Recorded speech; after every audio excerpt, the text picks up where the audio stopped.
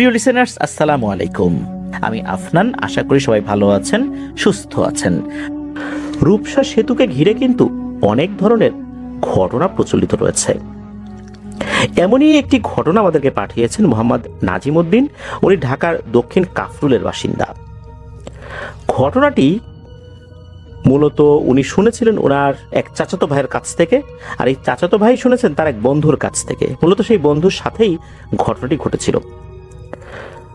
রূপসা সেতুকে ঘিরে বেশ কিছু মিথ প্রচলিত রয়েছে।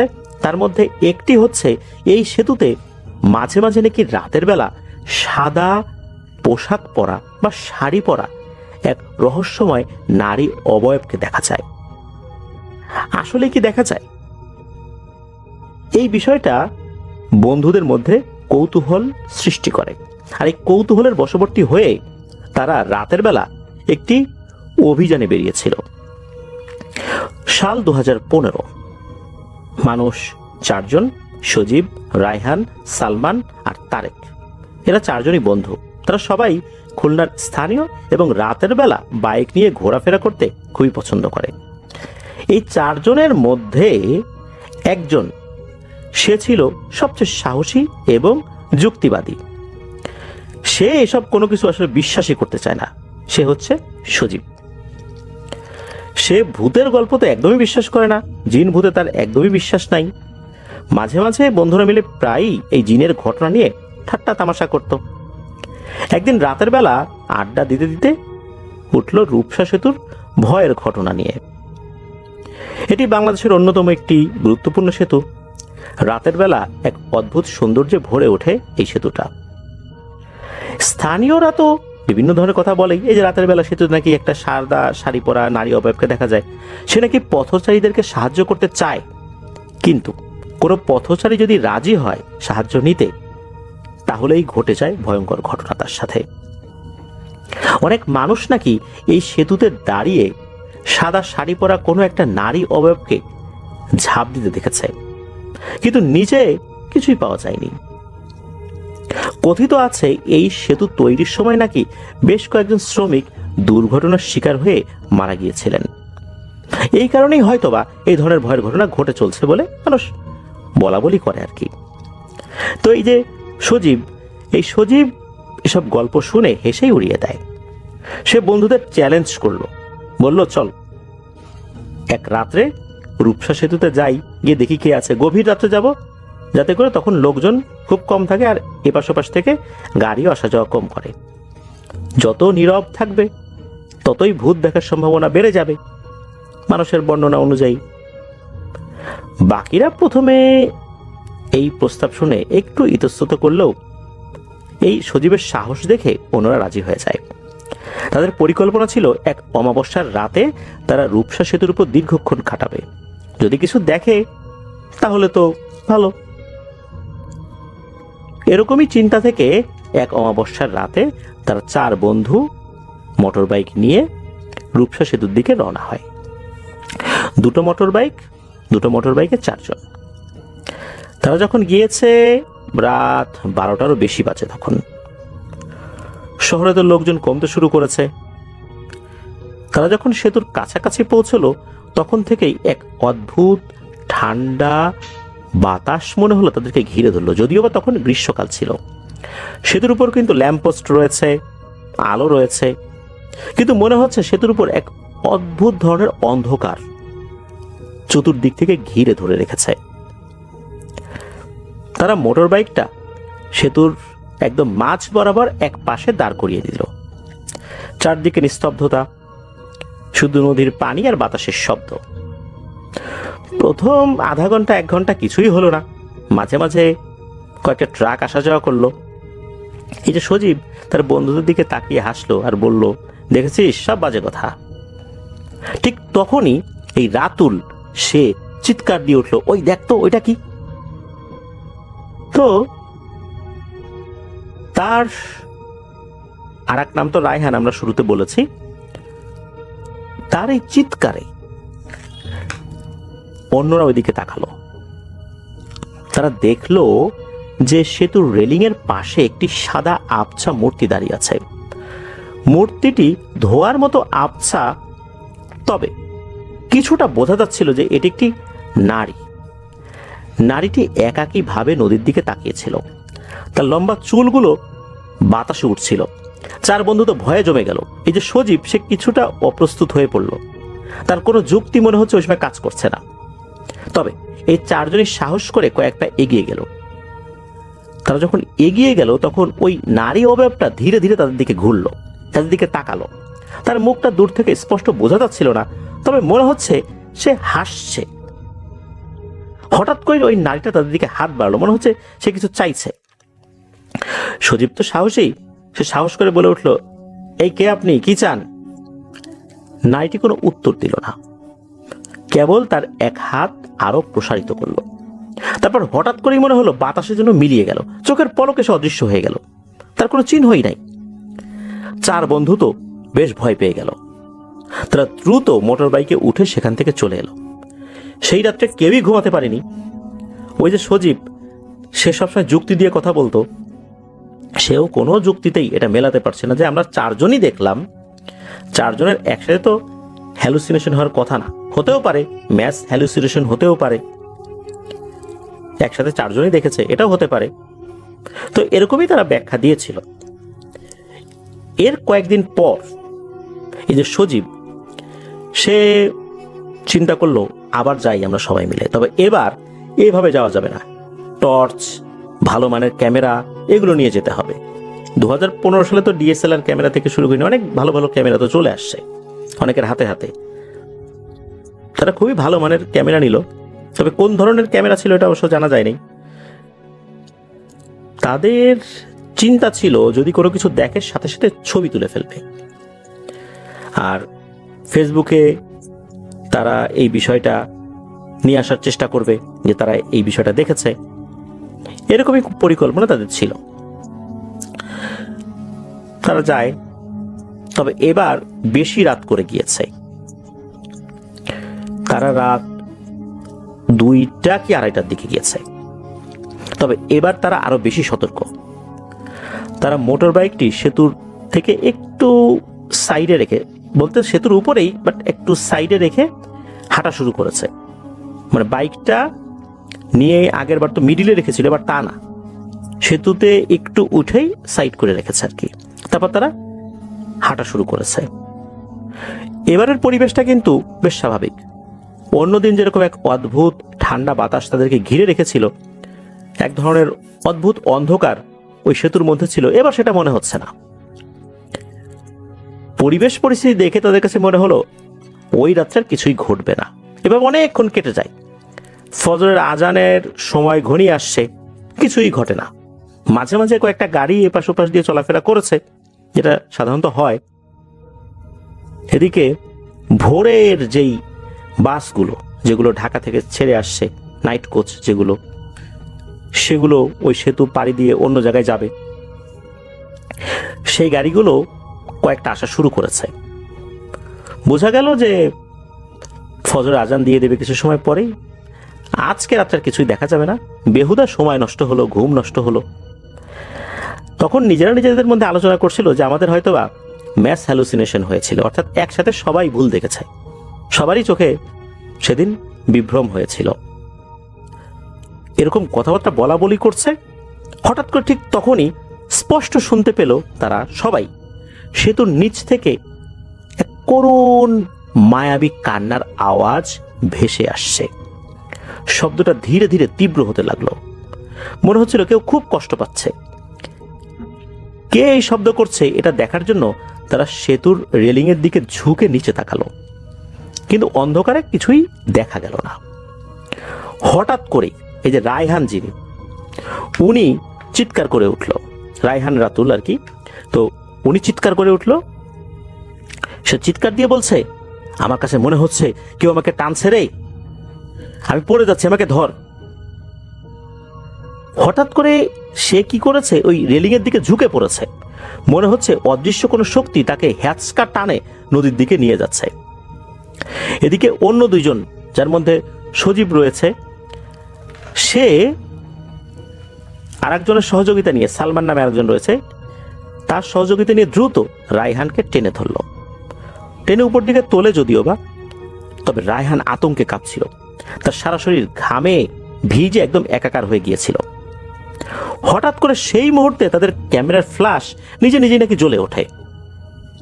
কেউ কিন্তু ছবি তোলে নাই। হঠাৎ করে একসাথে সবগুলো ক্যামেরা, তারা যে কয়েকটা ক্যামেরা নিয়ে গিয়েছিল, 4 জন গিয়েছিল, তো তারা 2টার মতো ক্যামেরা নিয়ে গিয়েছিল। এই 2টো ক্যামেরাতে হঠাৎ করে ফ্ল্যাশ জ্বলে ওঠে। তারা তো অবাক হয়ে যায়, একসাথে 2টো ক্যামেরায় ফ্ল্যাশ কেন জ্বলে উঠলো? ছবি তুললে ফ্ল্যাশ জ্বলে ওঠার কথা। তারা চিন্তা করলো ক্যামেরায় কোনো ছবি কি উঠেছে। তারা তখন ক্যামেরার ডিসপ্লেতে ছবি দেখার চেষ্টা করলো, আর তখনই তারা ভয়ঙ্কর একটা জিনিস দেখতে পেল, যা তারা মোটেও আশা করেনি, যেটা ক্যামেরায় ঘটতে পারে। তারা দেখলো ডিসপ্লেতে, 2টো ক্যামেরাতেই ডিসপ্লেতে প্রায় সেম ছবি ভেসে উঠেছে।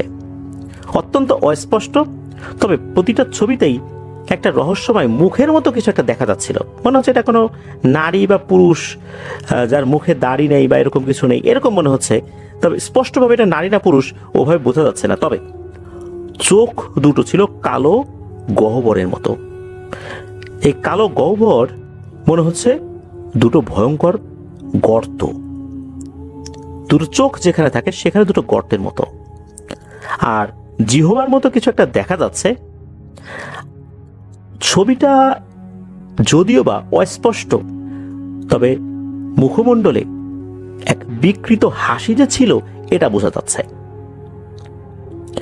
এদের মধ্যে আরেকজন ছিল যার নাম হচ্ছে তারেক। এই তারেক ভাই আবার বেশ ভীতু প্রকৃতির একজন মানুষ ছিলেন। তিনি চিৎকার করে উঠলেন যে, এই পালা পালা রে, আমাদেরকে মেরে ফেলবে। এখন তারা কিন্তু সেতুর মাঝ বরাবরও ছিল না, ওই সেতুর এক সাইডে বাইক রেখে কিন্তু উঠে এসেছিল। মাঝ বরাবরও তখন আসেনি। এই কারণে তাদের বাইকের কাছে দৌড়ে যাওয়াটা কিন্তু তাদের জন্য সহজ ছিল। তারা তাদের বাইকের দিকে দৌড়ানো শুরু করলো। হঠাৎ করে তাদের মোটর বাইকের ইঞ্জিন নিজে নিজে স্টার্ট হয়ে গেল, আর তারা দেখলো যে স্টার্ট হয়ে এই বাইকটা নিজে নিজেই ঘুরে তারা যেই পথ দিয়ে সেতুতে উঠেছিল ওই পথের দিকে যাওয়া শুরু করেছে। তারা তো বাইকের পেছনে দৌড়ানো শুরু করেছে। হঠাৎ করে বাইকটা খুবই দ্রুত গতিতে চলতে চলতে মনে হলো অদৃশ্য হয়ে গেল। 4 বন্ধু তো দিশেহারা, হায় হায় এখন কি হবে, মোটর বাইকও গায়েব হয়ে গেল। তখন তাদের কাছে মনে হলো অসংখ্য মানুষ তাদেরকে ঘিরে রেখেছে, যেই মানুষগুলোকে তারা দেখতে পাচ্ছে না। মনে হচ্ছে এই মানুষগুলো একে অন্যের সাথে ফিসফিস করে কথা বলছে। বাতাসটা ভারী হয়ে ওঠে, তাদের দম বন্ধ হয়ে আসছিল। সবাই তো ভয়ে ঘামতে শুরু করেছে, যাবোটা কোথায় এখন, বাইকও তো নাই, কোন দিকে দৌড় দিব, সেতুর উপরের দিকে যাব নাকি এখন শহরের ভিতরে ঢুকে যাব। এর মধ্যে কি হয়, এই রায়হান ভাইয়ের বুকে হঠাৎ করে ব্যথা শুরু হয়। সে মাটিতে বসে পড়ে, আর তারেক ভাই উনি সজীব ভাইকে অনুরোধ করে যে, সজীব কিছু একটা কর, আমরা তো মনে হয় মরেই যাবো এবার। সজীব ভাই নিজেকে শান্ত করার চেষ্টা করলেন। উনি বুঝতে পারছিলেন এটা সাধারণ কোনো ভৌতিক ঘটনা নয়, এটা অন্য রকমের একটা ঘটনা। সে চিৎকার করে বলে উঠল, আপনারা কে, কি চান আমাদের কাছে? কোনো উত্তর এলো না, তবে ফিসফিসানির শব্দ আরো তীব্র হলো। তখনই তাদের নাকে ভেসে এলো মানুষ পোড়ানোর মতো এক ধরনের বিশ্রী গন্ধ। সজীব ভাই যে কখনো কোনো কিছু বিশ্বাসই করতো না, সেই মানুষটা এখন জোরে জোরে দোয়া দরুদ পড়া শুরু করেছে। সে যখন দোয়া দরুদ পড়া শুরু করেছে তখন এক অদ্ভুত ঘটনা ঘটলো। বাতাস যেন শান্ত হয়ে গেল, ওই ফিসফিসানির শব্দটাও কমতে লাগলো। মনে হলো তাদের আশেপাশের লোকজনের যে উপস্থিতির ভাবটা ছিল সেটাও কমে আসছে আর কি। ধীরে ধীরে সেতুর পরিবেশটা স্বাভাবিক হতে শুরু করলো। ফজর আজানও দিয়ে দিয়েছে ইতোমধ্যে, অর্থাৎ এই বিষয়টা যে কমে যাচ্ছে এর কিছুক্ষণ পরেই ফজর আজান দিয়ে দেয়। তারা দ্রুত যেই পথ দিয়ে সেতুতে উঠেছিল সেদিকে দৌড়াতে থাকে। দৌড়াতে দৌড়াতে যখন কিছুটা পথ এগিয়ে গিয়েছে তখন তারা দেখে তাদের বাইক দুটো এক পাশে কাত হয়ে পড়ে আছে, তবে ইঞ্জিন বন্ধ। কোনো মতন তারা তো বাইকের কাছে পৌঁছায়, তারপরে বাইক স্টার্ট দেয়। এরপর তারা দ্রুত ওখান থেকে চলে আসে। সবাই যে যার মতো বাড়িতে ফেরত আসে, তবে কয়েকদিন কেউই স্বাভাবিক ছিল না। এদের মধ্যে তারেক যে একটু ভীতু প্রকৃতির, সে ভয়ঙ্করভাবে মানসিকভাবে বিপর্যস্ত হয়ে যায়। রায়হান, সজীব এরা দিনের বেলাতেও আতঙ্কে থাকতো। আর এর মধ্যে এই যে সালমান নামে যে ছেলেটা, এ আরো বেশি অসুস্থ হয়ে পড়েছিল। তবে সবাই পরিবারকে জানিয়েছিল বিষয়টা, তারা তো তাদের মতো করে হুজুর ডেকে রুকিয়া করানোর চেষ্টা করেছে। আস্তে আস্তে তারা স্বাভাবিক হয়েছেন। এই সমস্যাও তাদের মধ্যে আর বেশি দিন গ্রো করেনি। আল্লাহর রহমতে ওনারা আবার আগের মতো স্বাভাবিক হয়ে যান। তবে ওনারা রাতের বেলা পরখ করার জন্য যে ওখানে ভূত প্রেত আছে কিনা এইটা দেখার জন্য অন্তত আর কখনো তারা সেতুর উপরে ওঠেন নাই। এটাই ছিল ঘটনা।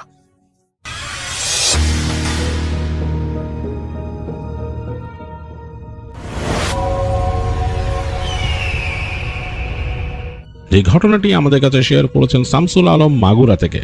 2001 সালের ঘটনা। শামসুল আলমদের গ্রামের বাড়িতে একজন ব্যক্তি ছিলেন যার নাম ছিল মিঠু মিয়া। তো মিঠু মিয়া পেশায় ছিলেন একজন কৃষিজীবী, তিনি কৃষি কাজ করতেন।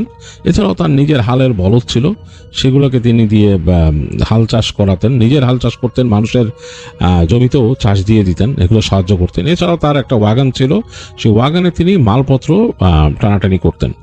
তো নিজের জমির কাজ শেষ হওয়ার পরে তিনি এই মাল পরিবহনে নিজের এই ওয়াগানটা ব্যবহার করতেন, তার ষাঁড়ে টানা গাড়ি যেটা, সেটা বিশেষ করে যখন ফসল কাটার সময় আসতো, সবার তো আসলে এই ফসল টানার মতো জিনিসপত্র ছিল না সেই সময়, ট্রাক্টর এত বেশি জনপ্রিয় ছিল না, কিছু মানুষের পাওয়ার টিলার ছিল, এছাড়া এই গরুর গাড়িতেই এগুলো টানা হতো। তো মিঠু মিয়া তার নিজের যেহেতু জমি ছোট, সেখানে তার কাজ শেষ হয়ে গেলে তিনি গ্রামের মানুষের এরকম ফসল তুলে দিতেন। তো বেশ ভালোই লাভ হতো এটাতে, যেহেতু তিনি এটার একটা ভাড়া নিতেন। তো একবারকার কথা, ফসল কাটা হচ্ছে এরকম, তো অনেকের ফসল তিনি তুলে দিয়েছেন এবং তিনি দেখা যেত যে মালপত্র পরিবহন করে তার গরুদেরকে একটু রেস্ট দিতেন, রেস্ট দিয়ে খাওয়া দাওয়া করায় আবার তিনি যেতেন আর কি। তো এরকম তাদের এলাকা থেকে বেশ কাছাকাছি একটা জমির মানুষ তার সাথে কথা বললেন যে তার বেশ কিছু জমির ফসল নিয়ে যেতে হবে ওখান থেকে, এবং তার ওখানে 2 থেকে 3 ট্রিপ লাগতে পারে, এরকম ওয়াগানের প্রয়োজন। এবং সেই ফসল নিয়ে তুলতে হবে সেই ব্যক্তির একটা ঘর আছে এখানে, সেই ঘরটা হচ্ছে তার মালপত্র তিনি ওই যে জমান আর কি, ফসল জমায় রাখেন আর কি, তো জমানো ঘর আছে তার, ফসল রাখার ঘর, সেই ঘরে নিয়ে তুলতে হবে। তো মিঠু মিয়া বললেন ঠিক আছে, তো কাজ শুরু করবো কখন? তো লোকটা বললো যে ফসল তো তুলে তুলে রাখতেছে, দুপুরের পর থেকে শুরু করে দেন, আপনার হয়তো রাত হয়ে যাবে কাজ শেষ করতে করতে। তো মিঠু মিয়া মনে মনে ক্যালকুলেট করলেন তার কয়টা ট্রিপ আনা লাগবে, কিরকম কি, সবকিছু একটা হিসাব করে তিনি রাজি হয়ে গেলেন, আর তাকে বলে দিলেন যে কিরকম টাকা তিনি নেবেন এই সেই। যাই হোক, তাদের মধ্যে একটা আন্ডারস্ট্যান্ডিং আসলো, মিঠু মিয়া কাজ শুরু করলেন। দুপুরের পরে তিনি চলে গেলেন তার কার্ট নিয়ে সেখানে। তো গিয়ে দেখলেন যে এইখানে ফসল কাটতেছে, কেটে রাখতেছে, জমাচ্ছে, অন্য যে লোকগুলা সেগুলো এইবার তার এই যে ওয়াগনে মাল তুলে চলে যাবে, আর পরের বার থাকবে ওখানে একজন ব্যক্তি যে ওই যে কাটা ফসল যখন রাখবে, এরা তো ফসল কেটে দিয়ে জমায় রেখে চলে যাচ্ছে, তো ওরা আর থাকবে না, এখানে একজন ব্যক্তি থাকবে যে পাহারা দিয়ে রাখবে, তো সেই তাকে সাহায্য করবে আর কি এই বাকি পরবর্তী ফসলগুলো তুলে দিতে। তো যাই হোক, মিঠু মিয়া ঘুরে ঘুরে দেখলেন, মালপত্র তুলাইলেন তার সেই ওয়াগনে, এবং তখন অলরেডি দুপুর গড়ায় গেছে, একটা সুন্দর ঠান্ডা ঠান্ডা বাতাস চারিদিকে, এবং সেই ধান কাটার ঘ্রাণ আসতেছে চারিপাশ থেকে। বেশ এনজয় করতেছেন মিঠু মিয়া। চিন্তা করলেন এরকম সময় বেশ রাত পর্যন্ত বাইরে থাকলেও খারাপ হবে না, অসাধারণ লাগে, তার কাছে বেশ মজা লাগে এরকম সময়টা। তো যাই হোক, তার ওয়াগন ভরা হলো, যেই ফসলগুলো কেটে রাখা হয়েছে সেখান থেকে তার ওয়াগন ভরা হলো। হওয়ার পর তিনি চিন্তা করলেন যে এখন যাবেন ওখানে, তো তিনি ওখান থেকে বিদায় নিয়ে রওনা দিলেন। তো যাচ্ছেন গ্রামের রাস্তা ধরে, পড়ন্ত বিকেল, অসাধারণ পরিবেশ, সুন্দর বাতাস, বেশ এনজয় করতে করতে, এবং জায়গায় জায়গায় কিছু গৃহস্থ বাড়ির বাইরে গাঁদা ফুলের গাছ লাগানো হয়েছে। তো সেই ঠান্ডা বাতাসে গাঁদা ফুলের ঘ্রাণ আর ধানের ঘ্রাণ, পাকা ধানের ঘ্রাণ, মানে একেবারে অন্যরকম একটা অসাধারণ মুহূর্ত তৈরি করে দিতেছে। তো যাই হোক, এরকম চলতে চলতে রাস্তা দিয়ে অনেক দূর এসে তিনি পেয়ে গেলেন সেই গৃহস্থের বাড়ি যেখানে নামাবেন। তো তাদের সেই ফসলের ঘর বা ফসলের গুদাম যেটা, ওখানে গেলেন। ওখানে গিয়ে তিনি সেই গুদামের দরজা খুলে দেখলেন যে এইখানেও তাদের সাহায্য করার জন্য মাত্র একটা লোক। তো তিনি একটু রাগ করলেন মিঠু মিয়া, যে কি ব্যাপার, আপনাদের লোকজন থাকবে, আমি যদি এরকম গায়ে খাটি তুলে তো আমার আরো পারিশ্রমিক অনেক বেশি হওয়া লাগবে। এগুলো বলতে বলতে মাল নামাইলেন, ওই লোকের সাথে হাতও দিলেন তিনি, তা হাত দিয়ে মাল খালি করে আবার তিনি তার গরু দুটাকে একটু রেস্ট দিলেন, রেস্ট দিয়ে রওনা দিলেন। আবার তো আসছেন আবার, এখন কিন্তু অলরেডি সন্ধ্যা হয়ে গেছে, সে আসতে আসতেই তখন অলরেডি রাস্তায় সন্ধ্যা হয়ে গেছে। তো দ্বিতীয়বার আসলেন, এসে তখন পৌঁছাইছেন, তখন অলরেডি মানে অন্ধকার পড়া শুরু হয়েছে। দেখলেন যে ওই যে ব্যক্তিটা সেখানে বসে আছে একটা হ্যারিকেন হাতে, ওই যে পাহারাদার যারা ফসল কাটার লোক ছিল তারা একদম কেটে টেটে জমায় দিয়ে রেখে একদম টাল করে রেখে পাশে চলে গেছে। তো এই উঁচু করে রাখা ফসলের স্তূপের ওই পাশে বসে আছে ওই আরেকজন যে পাহারাদার লোকটা, নাম রিপন, সে বসে আছে। তো এখান থেকে মিঠু মিয়া বলতেছে যে কি ভাই, এই আপনি একা বসে আছেন, আপনার ভয় লাগে না? এখানে একলা একলা বাতি টাতি জ্বালান নাই কিছু? তো চাঁদ উঠছে, চাঁদের হালকা আলো চারিদিকে ছড়ায় আছে, দেখা যায়, ভালোই দেখা যায়, সুন্দর, মানে সবকিছুই দেখা যাচ্ছে। তো ওই রিপন যে লোকটা বলতেছে যে আরে ভাই কি বলবো, এরা তো কাইটে চলে গেল, তা আসেন আর কথা না বাড়া এগুলো তুলি, আর এই চাঁদের আলো সমস্যা হচ্ছে না আমার, হারিকেন একটা আছে জ্বালাইনি। তো তখন মিঠু বলতেছে যে আপনি যে আমারে হাত লাগাইতে বলতেছেন, আমি তো আপনার সাথে খামাখাই খাটতেছি, এখানে যে আপনার সাথে হাত লাগাই খাটি, আবার ওখানে নিয়ে মালটা নামানোর সময় আমার হাত লাগাইতে হয়। আপনার মালিক তো অনেক কৃপণ, তারে বলবেন আমার টাকাটা বাড়াই দিতে, আপনি দেখছেন কিন্তু প্রমাণ থাকলেন। হ্যাঁ, আমি কিন্তু টাকা বেশি যাবো, কারণ আমি খাটার জন্য আসিনি, আমি শুধু মাল নিয়ে যাব, এই কাজে আসছি। তো রিপন বলতেছে যে ভাই দেখেন, মালিক না দিলে কি করবো, তাহলে আপনি এক কাজ করেন, বসে থাকেন, আমি একাই তুলি। তো তখন মিঠু মিয়া বলতেছে না ভাই থাক, হাত লাগাই, কারণ অনেক সময় লাগবে। যাই হোক, আবার যারা মাল তুললো, তার ওয়াগন ভরে বললো যে আপনার তো থাকতে হবে এখানে পাহারা দেওয়ার জন্য। তো তখন মিঠু মিয়া বলতেছে যে বাতিটা জ্বালায় বসেন, অন্ধকারে বসে থাকেন না কি, এই বলে টলে দিয়ে সে মালটাল নিয়ে রওনা দিল আবার। তো দেখলো যে হ্যাঁ, তখন ওই রিপন লোকটা আস্তে করে হারিকেন জ্বালাইছে, জ্বালায় বসছে, বলছে আসেন ভাই তাড়াতাড়ি আসেন একটু। তো এই বলে লোকটা বিদায় দিল। তো আসতেছে মিঠু মিয়া, এবং এই মানে এখন তার কাছে এতটা ভালো লাগতেছে না, কারণ অন্ধকার হয়ে গেছে। তো আর তার এই ইসের মধ্যে, তার এই ওয়াগানের মধ্যে একটা হারিকেন লাগাই নিছে, জ্বালায় চলতেছে। আর অন্ধকারের মধ্যে একটু খারাপ লাগছে, কারণ একই রাস্তায় দ্বিতীয় ট্রিপ মারতেছে, বারবার যাওয়া আসাটা একটা বেশ ক্লান্তিকর। আর তার ষাঁড়গুলাও ওরকম তো রেস্ট পায়নি, মাল দিয়ে আবার এসে এখানে কিছুক্ষণ দাঁড়িয়েছে, ঘাস খেতে লাগাই দিছিল, আবার নিয়ে যাচ্ছে সে। তো ষাঁড়গুলো তার খুব আদরের, সে খুব পছন্দ করে তার ষাঁড় দুইটারে, এবং খুব আদর করে সে। তো এগুলোকে এত খাটাইতে ভালো লাগতেছে না, এখন কি করবে, এই কাজের অর্ডার নিয়ে ফেলছে, কিছু করার নাই। তো সে মনে মনে চিন্তা করতেছে যে এই মানে এইবার লাস্ট ট্রিপটা যে মারবো, এইবার যেমনে পারি মানে আমার জানি আর একটা ট্রিপ মারতে না হয়, মানে যা ফসল আছে একবার উঠাই নিয়ে রওনা দিব।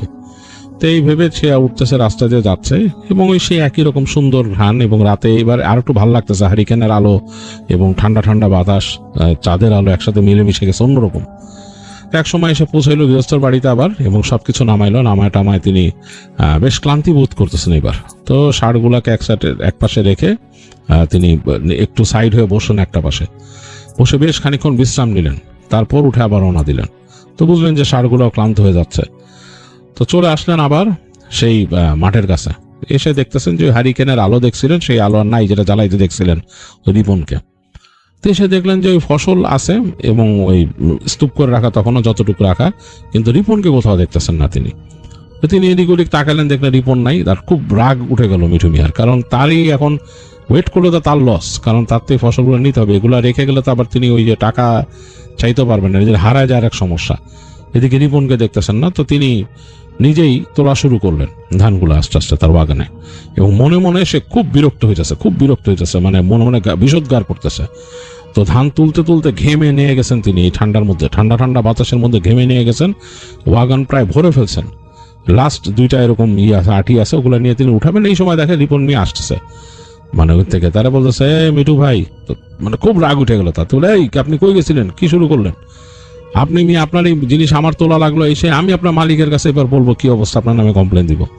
রিপন বলছে আরে দিয়েন না, আপনার জন্য এবার সুবিধার জিনিস নিয়ে আসছে, দাঁড়ান না, আপনি তুলেন, ওইটা নেন, বাকি দুইটা রাখেন। তো মিঠু মিয়া রাগে ওই দুইটা যে আঠি ওটা রাখলো তার ইসে ওয়াগনে রেখে, বলে কি ব্যাপার? তো দেখলো রিপন যে আসছে, হাতে করে একটা কলসি, মাটির কলসি এরকম। তো মিঠু মিয়া বলতেছে যে এটা কি নিয়ে আসছেন আবার সাথে করে? এর মধ্যে দেখে কি বলে, কলসি কি এটা? কারে এটার মধ্যে ব্যাপার আছে, এটাই খেতে পাইছি। বলে খেতে পাইছি মানে? খেটে জুবানো ছিল, মুখটা সিল করা একদম, এর মধ্যে কিছু একটা আছে। একেবারে মোহর টোহর পাইলে তো আপনার আর কিসের আপনি ধান নেবেন মিয়া, আপনি কিসের টাকা পয়সা, মোহর টোহর পাইলে তো বিশাল ঘটনা। তো তখন মিঠু মিয়া বলছে কে এখানে মোহর রাখবে, এটা কি বলেন আপনি? এই ওনার ফসলের মাঠের মধ্যে মোহর পুঁতে থেকে যাবে, মানুষের খেয়ে দেয় কাজ নাই না? দেখেন না কলসিটা, দেখেন না, আসেন এদিকে আসেন। তো মিঠু মিয়া মানে তার মধ্যে একটু তো আগ্রহ হয়েছে, ব্যাপারটা কি, কাছায় গেল তো দেখতেছে চাঁদের আলো পড়ছে, আলোতে দেখা যাচ্ছে যে মাটির কলসি এবং বিভিন্ন রকমের নকশা করা মাটির কলসির উপরে, এবং কলসির এক পাশে এরকম জগের মতো ধরার মতো একটা হ্যান্ডেল আছে, দেখে বলছে বেশ পুরানো, এবং চাঁদের আলো দেখা যাচ্ছে মুখটা বন্ধ করা, এরকম কিছু একটা দিয়ে এরকম মুখটা বন্ধ করে রাখছে কেউ, সিল করার মতো। তো বলতেছে তখন মিঠু মিয়া বলতেছে যে এর মধ্যে জিনিস আছে, কেমনি আপনি শিওর? আপনার হারিকেন কই? হারিকেন জানেন না কেন? হারিকেন রেখে আসছি ওইখানে। বলে হারিকেন কোথায় রেখে আসছেন? বলে ওদিকে রেখে আসছে, আসেন আসেন এদিকে আসেন, আমরা একটু আলোতে যাই, দিকে চাঁদের আলো যেখানে ভালো মতো পড়ছে ওই সামনে যাই। তো দেখা গেল যে যখন ওই রিপন কলসি হাতে যাচ্ছে, মানে ওই মিঠু মিয়ার ষাঁড়ের পাশ দিয়ে, তো ষাঁড়গুড়া ফোঁস ফোঁস শুরু করছে, কেমন জোরে জোরে নিঃশ্বাস ফেলে পাটা এরকম মাটিতে ঠোকা শুরু করছে, এবং ফোঁস ফোঁস মানে কেমন রাগ হয়ে যেরকম করে সেরকম আচরণ শুরু করছে, মনে হচ্ছে বাগান থেকে ছুটে চলে যাবে। তো মিঠু মিয়া বললো আরে ষাঁড়ের কি হলো আবার? সে পিঠে হাত ধরে এই ঠান্ডা কি ব্যাপারে বলে হাত দিচ্ছে। তো ততক্ষণে রিপন আবার সামনে চলে গেছে, দেখলো যে ষাঁড়গুলা কেমন জানি হয়ে গেছে। তো মিঠু মিয়া ষাঁড়ের পিঠে হাত দিলেই বুঝতো যে ষাঁড়ের মানে আচরণগুলা কেমন, শরীর ঠান্ডা কিনা। বলতেছে যে না, তিনি ষাঁড়ের হাত দিয়ে বলে ষাঁড় বেশ শক্ত হয়ে গেছে কেমন জানি। তো তিনি একটু অবাক হলেন যে এরকম কেন আচরণ করতেছে। সাধারণত দেখা গেছে যে কোনো বিষাক্ত সাপ টাপ দেখলেও ষাঁড় এরকম করে, তিনি এর আগে দেখছেন। তো একটু অবাক হলেন, এতে ওরকম কিছু নাই। কলসি হাতে ওই রিপন গেছে সামনে, তো তিনি আস্তে করে হেঁটে গেলেন, যে রিপন ওই খোলা জায়গাটার মধ্যে দাঁড়াইছে, ওই জায়গায় চাঁদের আলো তো পড়ছে, তো কলসিটা এরকম ধরে রেখে দেখতেছে। তো মিঠু মিয়া সামনে যেতে যেতে বললেন যে এটা নিয়ে কি ব্যাপার, আমি দেখতেছেন কেন? এর মধ্যে যে সাপখোপ থাকে। বলছে কেন সাপখোপ থাকবে, এর মুখ সিল করা দেখেন না? বলে রিপন তার সামনে মেলে ধরলো আর কি, জিনিসটা এরকম করে ধরলো। ধরার পর মিঠু মিয়া দেখতেছে আসলে এই মুখটা মনে হচ্ছে যে কিছু দিয়ে আঠা টাইপের কিছু দিয়ে, মানে ভারী কিছু দিয়ে সিল করা মুখটা। তো বলছে কি আছে, কি থাকতে পারে এর ভিতরে?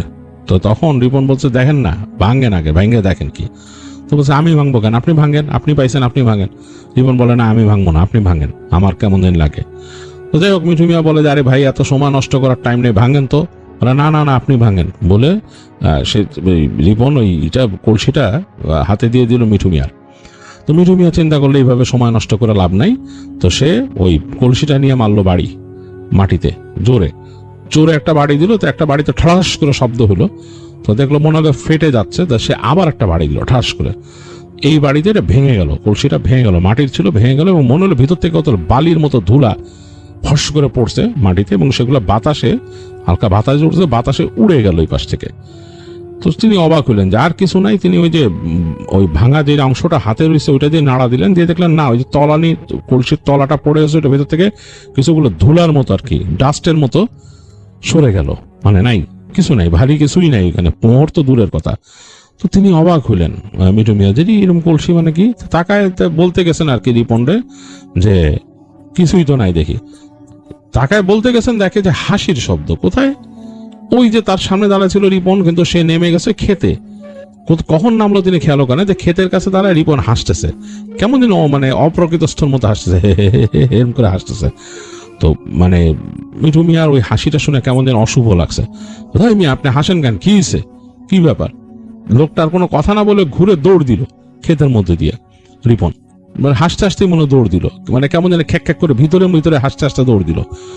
তো এখান থেকে মিঠু মিয়া মানে রাগের ছোটে হাতের মধ্যে যতটুকু যে মাটির ইটা ছিল এটা ছুঁড়ে মারলো ওইদিকে, মানে তার দিকে, মনে হলো যে তার মানে রাগের চোটে মারছেন তিনি। তো দেখলো যে রিপনের পিছনে যে পড়ছে, রিপন দৌড়ায় ওদিক দিয়ে ক্ষেতের মধ্যে যে চলে যাচ্ছে, তিনি দেখতেছেন। বেশ খানিকটা দূরে গিয়ে একবার ফিরে তাকালো তার দিকে, তো মিঠু মিয়ার বুকের ভেতরটা একটু ধক করে উঠলো, দেখলো যে রিপনের চোখ দুটো জ্বলতেছে, অনেকটা শিয়াল বা কিছুর চোখ যেরকম জ্বলে সেরকম জ্বলতেছে। তো মিঠু মিয়া ভয় পেয়ে গেছে, কারণ গ্রামে কিন্তু অনেক কথা এরকম প্রচলিত আছে যে রাতের বেলা এরকম যখন ফসল কাটার সময় উল্টাপাল্টা জিনিস দেখে। আর এখন কিন্তু মোটামুটি বেশ রাত হয়ে গেছে, মানে 8টা-9টার মতো বাজে, প্রায় 8টার বেশি বাজে। তিনি তাড়াতাড়ি দৌড় দিয়ে আসলেন তার ইসের মধ্যে, তার যে ওয়াগানে আসলেন। এসে তিনি ষাঁড় দিয়ে টানাটানি শুরু করলেন ধরার জন্য। দেখে ষাঁড়গুলো নড়তেছে না, কেমন শব্দ করতেছে, মানে যেতে যাচ্ছে না, ফস ফস করতেছে। তিনি জোরে টান দিলেন, তার ষাঁড়া তার কথা শুনে এরকম না, কিন্তু আজকে জানি কেমন করতেছে ষাঁড়গুলা। তো তিনি বেশ টানটানি করে ষাঁড়গুলাকে একসময় তিনি নাড়াইতে সক্ষম হইলেন এবং চলা শুরু করলেন। তো চলতেছে ষাঁড়গুলা, মনে হচ্ছে যে কেমন যেন একটু মানে অন্যরকম, ষাঁড়ের আচরণগুলো অন্যরকম। এরকম করতেছে। তো ষাট তার ইটা রাস্তা দিয়ে হেঁটে, মানে যে মূল যে রাস্তাটা যেখান দিয়ে তারা যায় সেই রাস্তায় উঠলো। তো ওঠার পরে অনেক দূর চলে আসছেন তিনি, অনেক দূর চলে আসছেন। এই সময় হঠাৎ করে তার ওয়াগনের পিছনে তিনি শব্দ পেলেন, যেমন খস খস খস খস কেউ নাড়াচাড়া করলে বা লাফ দিয়ে যদি উঠে বসে এরকম একটা। কে? তিনি পিছন ফিরে তাকাইলেন, জারি ওয়াগনের পিছনে এরকম শব্দ আসে কেন। তো যখন তিনি পিছনে তাকাইছেন এই সময় তার ওয়াগনটা মনে হলো যে তার ষাঁড়গুলার পাগলামি বেড়ে গেল এবং ছোটা শুরু করলো ষাঁড়গুলা। বেশ জোরে একটা ঝাঁকি লাগলো। তো তিনি এক হাত দিয়ে কোনো মতো ধরে তাকায় দেখেন তার ওয়াগনের পিছনে, মানে তিনি তো সামনের দিকে বসছেন, তার ওয়াগনের পিছন দিকে এক্স্যাক্টলি তার মতো দেখতে, এবং তিনি যেরকম শার্ট পরছেন সেরকম শার্ট, সেরকম লুঙ্গি এবং সেরকম গামছা পরা একদম ঠিক আরেকজন মিঠু মিয়া তার দিকে তাকায় হাসতেছে। চাঁদের আলোতে তার হাসি দেখা যাচ্ছে, দাঁতগুলো বের হয়ে আছে এবং হাসি মানে তাকে যেমন বিদ্রুপ করছে সেরকম একটা অবস্থা। তো মিঠু মিয়া কিং কর্তব্য বিমূঢ় হয়ে গেছে। তিনি চিন্তা করতে তিনি কি দেখতেছেন, এটা আশ্চর্য। তিনি একবার মানে নিজের অজান্তে বোকার মতো জিজ্ঞেস করলেন, তুমি কে? ওই পাশ থেকে সাথে সাথে তার মতো দেখতে যে সেও বলল তুমি কে। বলার পরে মনে হলো সেই যে ইটা আরো জোরে হাসা শুরু করলো, মানে তার হাসিটা বিস্তৃত হয়ে গেল মুখে, এবং ওইখান থেকে সে লাফ দিয়ে পড়লো মিঠু মিয়ার উপরে। তো মিঠু মিয়া তাকে নিয়ে মানে ধরতে ধরতে ওই তার যে ওয়াগান থেকে পড়ে গেল, দুজনে মিলে মাটির মধ্যে পড়ে গেল। মাটিতে পড়ে দুজন ধস্তাধস্তি করতে করতে একপাশে চলে আসে। মিঠু মিয়া চেষ্টা করতেছে ছাড়ার, মানে নিজেকে ছাড়ানোর, কিন্তু সে পারতেছে না। দেখতেছে যে ওই যে মানুষটা তার মতো দেখতে, তার শরীরে অনেক জোর, তাকে নিয়ে একেবারে রাস্তার পাশে এসে তার গলা চিপে ধরছে। এত জোরে গলা চিপে ধরছে যে মিঠু মিয়া অনেক চেষ্টা করে হাতটা সরাইতে পারতেছেন না, অসম্ভব শক্তি শরীরে। এবং ওই লোকটার মুখে হাসি, এবং হাসিটা বেশ কুটিল একটা হাসি। তো মিঠু মিয়া অনেক চেষ্টা করতেছে, হাত সরাইতে পারতেছে না। তিনি মনে মনে দোয়া পড়া শুরু করলেন, মানে কণ্ঠ দিয়ে তো শব্দ করতে পারতেছেন না, নিঃশ্বাস বন্ধ হয়ে আসতেছে। মনে মনে দোয়া পড়তেছেন আর চিন্তা করতেছেন যে আমি কেমনে বাঁচবো এরকম। এই সময় তিনি দূর থেকে একটা শব্দ শুনলেন, এই মিঠু মিয়া না, এনে কি করো তুমি? তো শব্দ শুনতে কার কণ্ঠ তিনি বুঝতে পারতেছেন না, তার অলরেডি মানে চোখের সামনে সব ঘোলা হয়ে আসছে। এই সময় তিনি কণ্ঠটা শুনে চেনা, মানে তার পরিচিত লাগতেছে, কিন্তু তিনি বুঝতে পারছেন না কার কণ্ঠ। আবার কাছে শুনলে, এই মিঠু মিয়া, কারে মারতেছো তুমি? এরকম শব্দ শুনে তিনি মানে মাথাটা একটু ঘোরানোর চেষ্টা করছেন। তো এই সময় দেখলেন যে মানুষটা সামনে চলে আসছে, ওই ইসের সামনে। তিনি দেখলেন যে তার উপরে যে চেপে ছিল সে উঠে দাঁড়ায় ধাক্কা দিল মানুষটাকে। মানুষটা ছিটকে যে দূরে পড়লো। তো মিঠু মিয়া কোনো মতে ঘাড় ঘুরায় উঠে ফুসে নিজের গলা ব্যথা প্রচন্ড ব্যথা হয়েছেন, ধরে তাকায় দেখতেছেন যে দূরে পড়ে আছে। তো এক সেকেন্ডে তিনি চিনতে পারছেন এটা হচ্ছে তাদের এখানকার স্কুল মাস্টার, এবং লোকটা খুবই ভালো একজন মানুষ, তার নাম সাইদ। এবং সাইদ সাহেব খুব ভালো একজন মানুষ। তিনি দেখছেন যে সাইদ সাহেব ধাক্কাকে ছিটকায় পড়ছে, পড়ে কোনো মতো উঠছে, এবং তার মতো দেখতে যে মিঠু মিয়া, সেই লোকটা ওই সাইদ সাহেবের কাছে হেলে যাচ্ছেন। তো মিঠু মিয়া চিন্তা করলেন যে না, এটা তো হতে দেওয়া যায় না, এটা তো মানে খারাপ কিছু, এটা মানুষ না। তো মিঠু মিয়া যখন কাছে গেছে, মানে ওই তার মতো দেখতে যে নকলটার সামনে, সেটা কাছে চলে গেছে, তখন হঠাৎ করে সেটা তার দিকে ঘুরে একটা চিৎকার দিল। মিঠু মিয়া তাকায় দেখলো যে ওই যে চিৎকার যে দিছে তার গালের যে নিচের অংশটা, মুখের হাটা এত বড় হয়ে গেল, প্রায় এই ঠোঁট আর এই ঠোঁটের মধ্যে ডিফারেন্স প্রায় 1 ফুটের মধ্যে এরকম এবং জোরে চিৎকার দিল, এমন ভাবে একটা তীক্ষ্ণ চিৎকার দিল যে মিঠু মিয়া কান মনে হচ্ছে যে কানের পর্দা ফেটে যাবে ভয়ে। তো ওই দিক থেকে যখন চিৎকারটা দিচ্ছে তার ভয়ে মনে হচ্ছে কানের পর্দা ফুটে যাবে। এই দৃশ্য দেখেও সহ্য করতে পারেনি মিঠু মিয়া, তার মানে একেবারে বেহুশ হওয়ার মতো অবস্থা। এই সময় তিনি জোরে জোরে শুনলেন যে ওই যে মাস্টার সাহেব যে সাইদ, তিনি দোয়া পড়তেছেন ওইখান থেকে, জোরে জোরে সূরা পড়তেছেন। তো এই সময় দেখলেন যে তার মতো দেখতে যে লোকটা লাফ দিয়ে রাস্তার থেকে ক্ষেতের পাশে পড়ে গেল।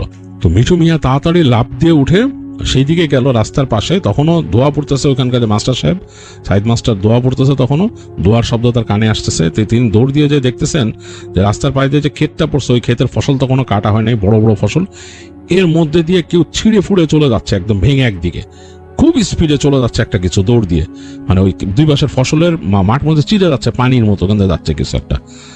তো মিঠু মিয়া নিজের গলাটা চেপে ধরে ভয়ে তিনি আসলেন মাস্টার সাহেবের কাছে। মাস্টার সাহেব তখনও দোয়া পড়তেছে। তিনি তাড়াতাড়ি যাবেন, মাস্টার সাহেব উঠে তার হাত ধরে তিনি উঠালেন। তো মাস্টার সাহেব বলে, এই তোমার তো দেওয়াতে ধরছিল, তোমার মেরে ফেলাইতো তোমার আজকে শেষ করে দিত, আমি না আসলে থাকতা না তুমি। তো তিনি বলছে, জি মাস্টার সাহেব, মনে হয় দেওয়াই ধরছিল, কারণ এর দেখতে পুরো আমার মতো। হ্যাঁ তোমার মতো। তো মাস্টার সাহেব বলে, তুমি বাঁচলা মিয়া, আমি তো আসতেছিলাম আমাদের গ্রাম থেকে, গতকাল বাড়িতে গেছিলাম, আজকে ফিরাইতেছিলাম, তো বাসের থেকে নাইমা দেখি যে কিছু পাই না, কোনো ভ্যান নাই, কিছু নাই, গরুর গাড়ি নাই, তা হাঁটা ধরছি।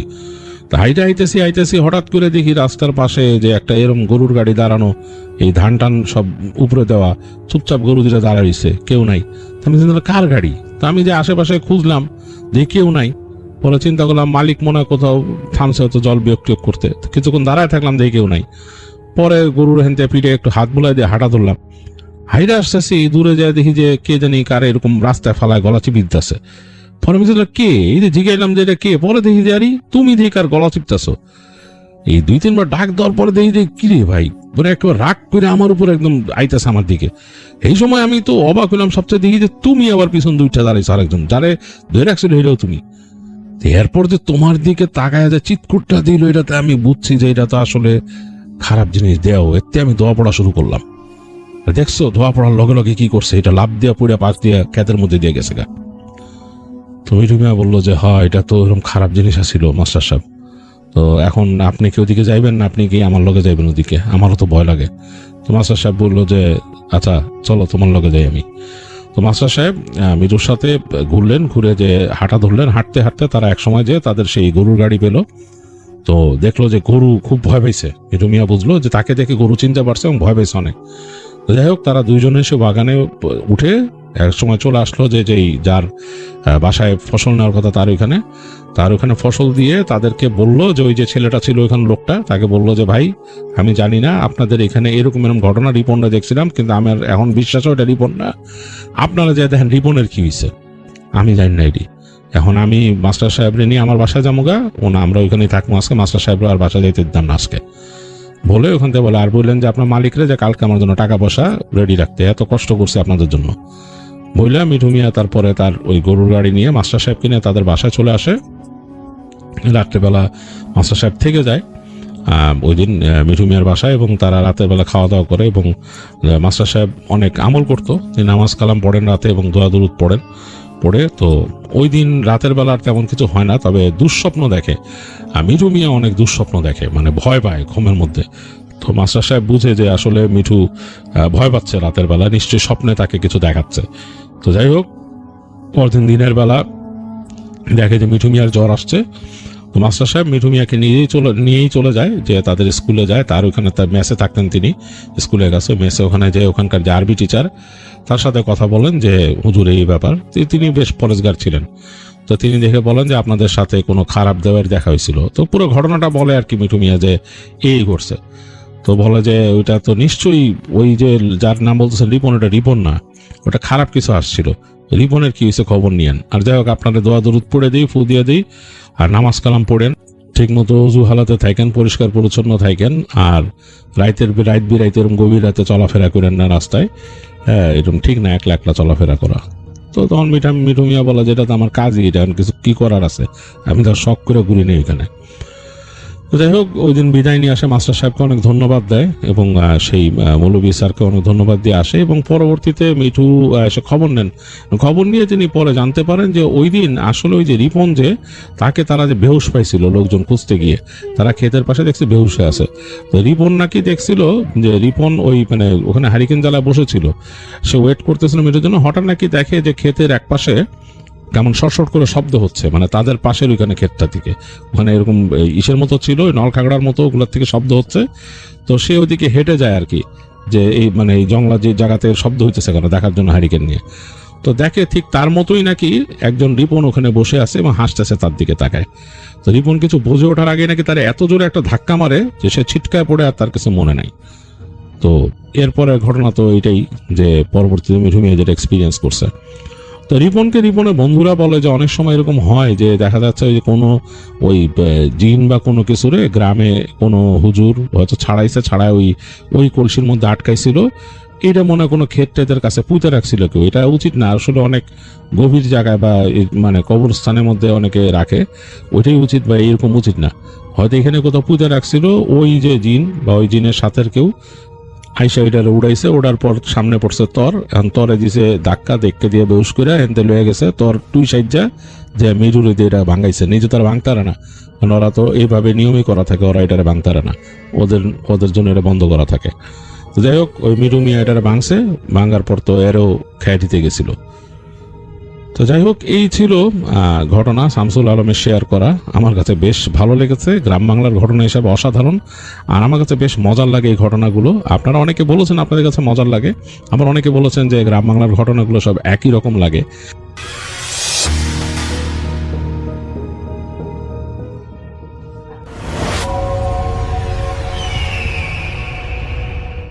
হ্যালো লিসেনার্স, হ্যালো রাসেল ভাই, আসসালামু আলাইকুম। আশা করি সবাই ভালো আছেন, ভালোর দলেই আছেন। আমার নাম রিপন, আমি লালমোহর থেকে বলতেছি।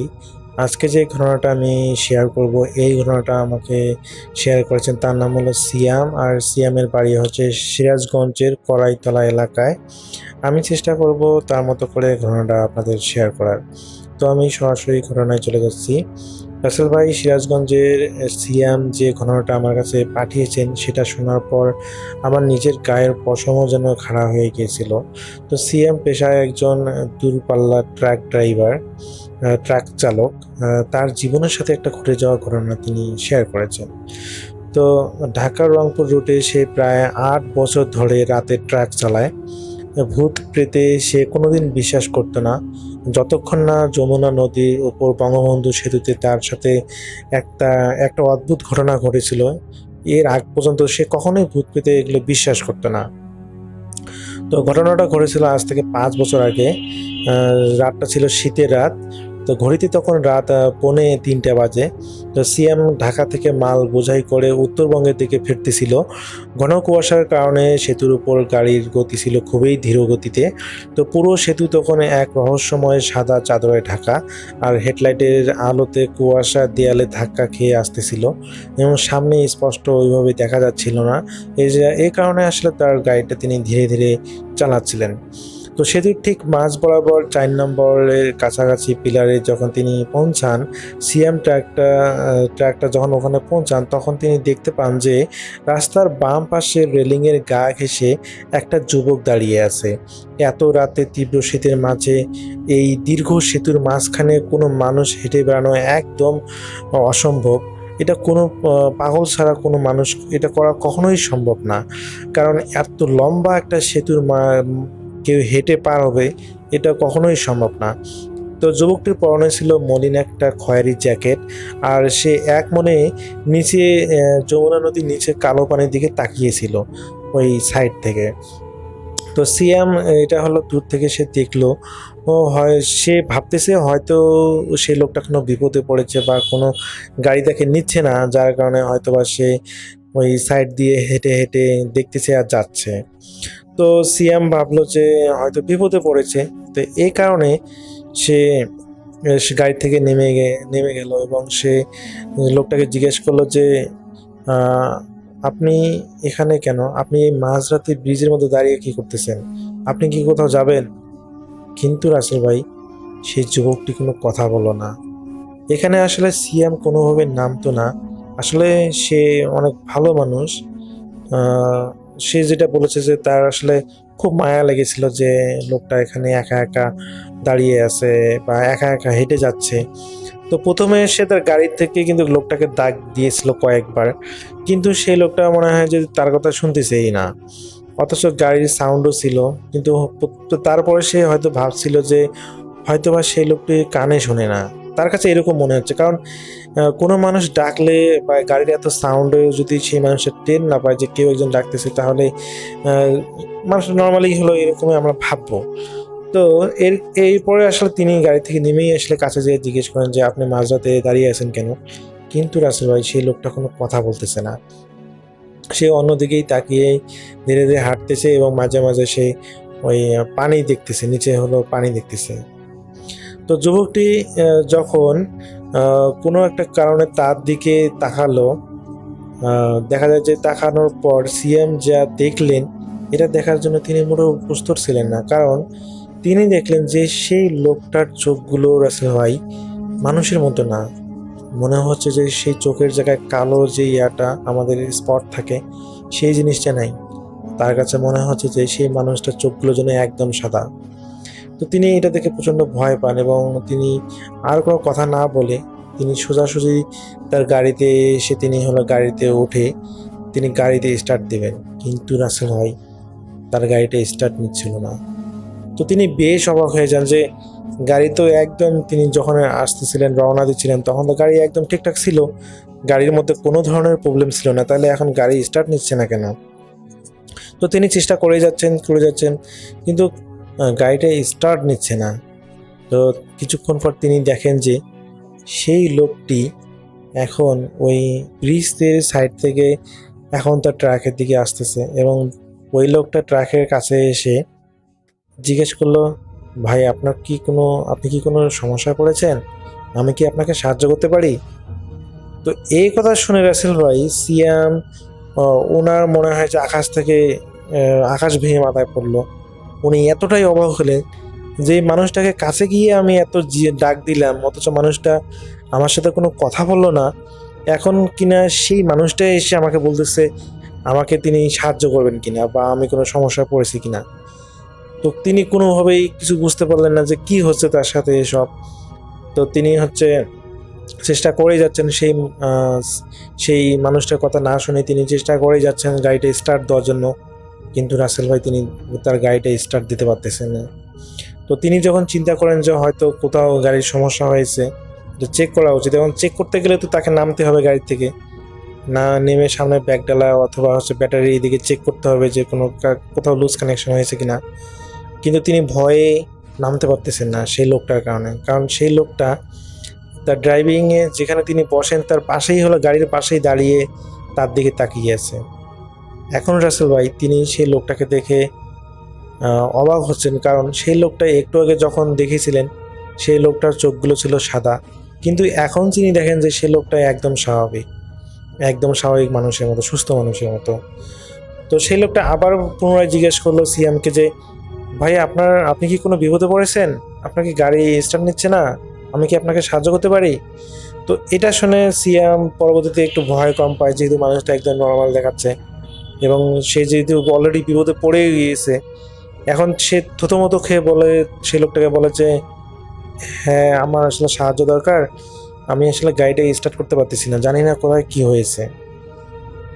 তো সেই লোকটা বলে আচ্ছা ঠিক আছে, আপনি নামেন, আমি দেখতেছি। তো রাসেল ভাই যথারীতি সিয়াম গাড়ি থেকে নামেন এবং সেই লোকটা গাড়িতে ওঠেন, ড্রাইভিং সিটে ওঠেন, এবং তিনি যিনি কি করার পর যখনই তিনি স্টার্ট দেন দেখেন যে গাড়িটা একবারে স্টার্ট হয়ে গেল। তো সিএম ভাই তো প্রচণ্ড পরিমাণে অবাক হলেন যে এটা কি হলো, তিনি এতবার চেষ্টা করলেন অথচ গাড়িটা স্টার্ট নিল না। আর এই লোক তো কোনো ড্রাইভারও না, এটা সাধারণ মানুষ, বা দেখা যায় সাধারণ মানুষ হতে পারে, আর তিনি কিনা গাড়িটা স্টার্ট করে ফেললেন।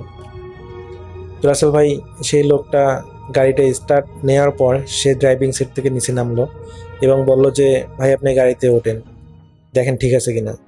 তো ওই সিএম ভাই গাড়িতে উঠলেন এবং চেক করলেন, দেখলেন যে না, গাড়িতে একদম সুন্দরভাবে স্টার্টে কন্টিনিউ আছে, কোনো বন্ধ হচ্ছে না, সব কিছু ঠিকঠাক।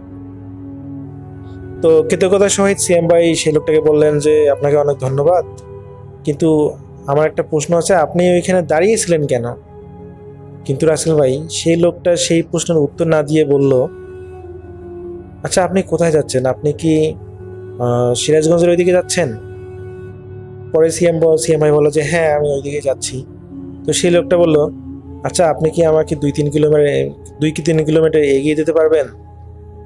তো সিএম ভাই বললো যে হ্যাঁ পারবো, অবশ্যই, পারবো না কেন, আপনি বসেন, বসেন।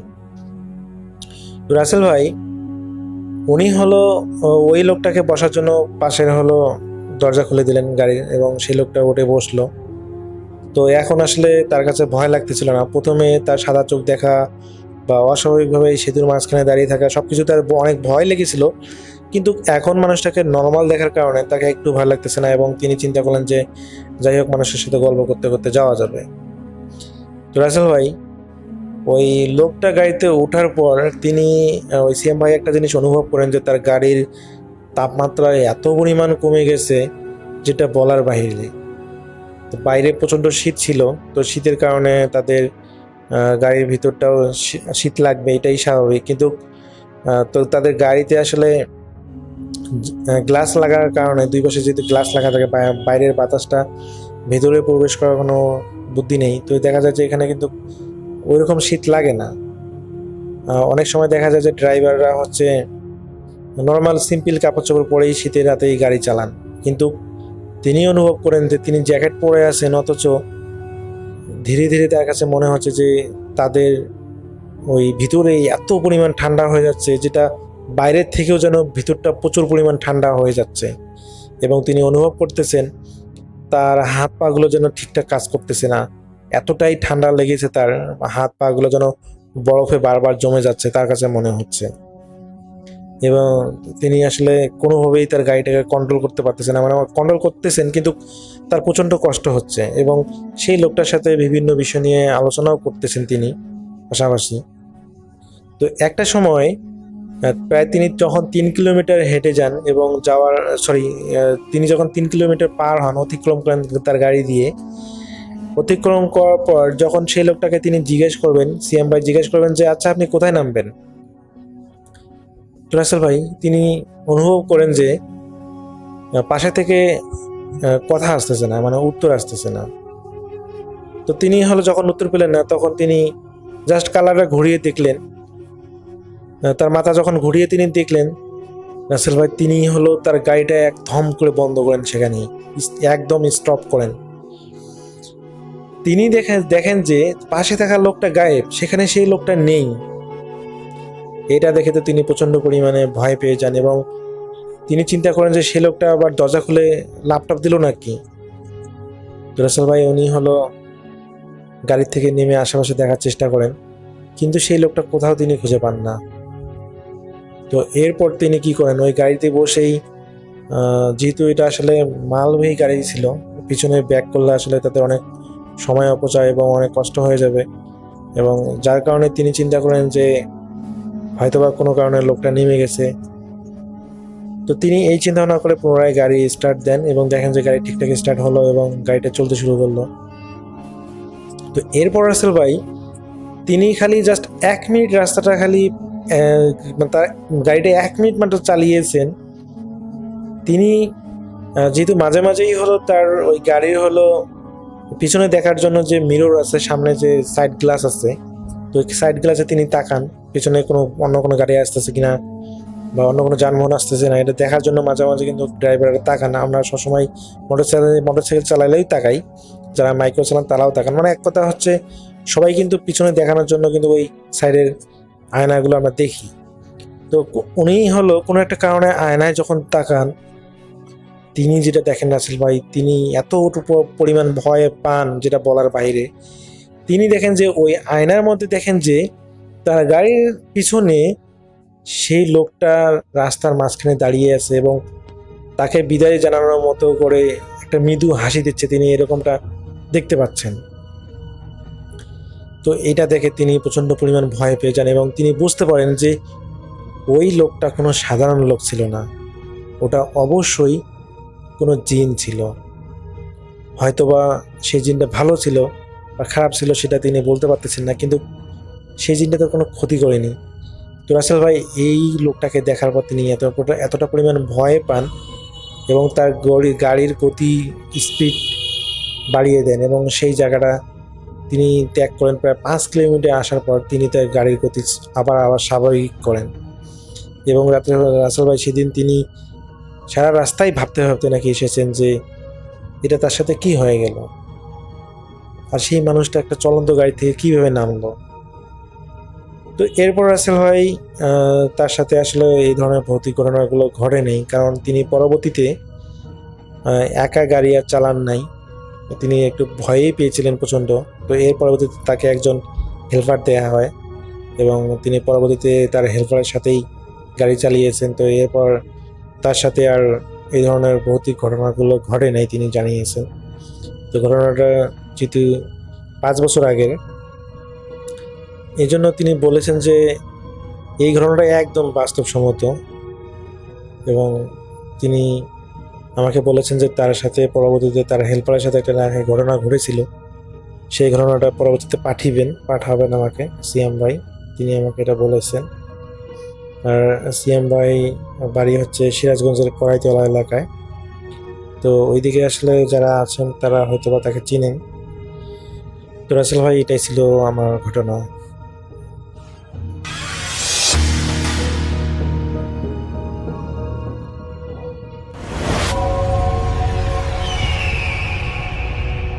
আসসালামু আলাইকুম। আমি মোহাম্মদ শাহিন শিকদার। আমি আজকে চাঁদপুরের কোচো নামক স্থানের একটি ঘটনা শেয়ার করব। ঘটনাটি যার সাথে ঘটে তারই ফ্রেন্ড তিথি আমাকে ঘটনাটি বলেছেন।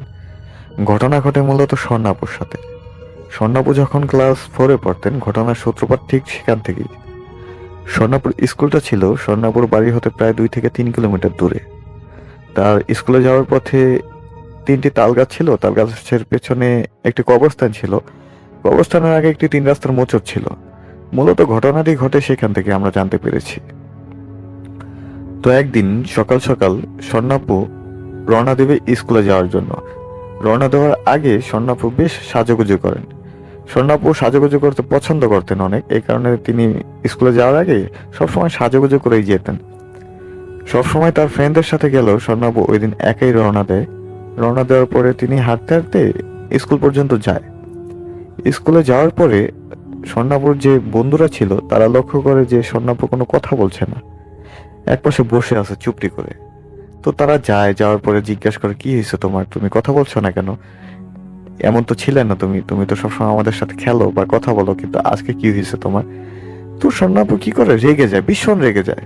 রেগে গিয়ে ভীষণভাবে গালাগাল শুরু করে যে আমার সামনে আসবি না, আমি তোদের সাথে আজকে খেলতে পারবো না, আমি তোদের সাথে যাব না, আমার সামনে ঘেসবি না, আমি মারবো। ভীষণ বাজেভাবে গালাগালি করে। তো স্বর্ণাপুর চোখ এক পর্যায়ে লাল, টকটকে লাল হয়ে যায়।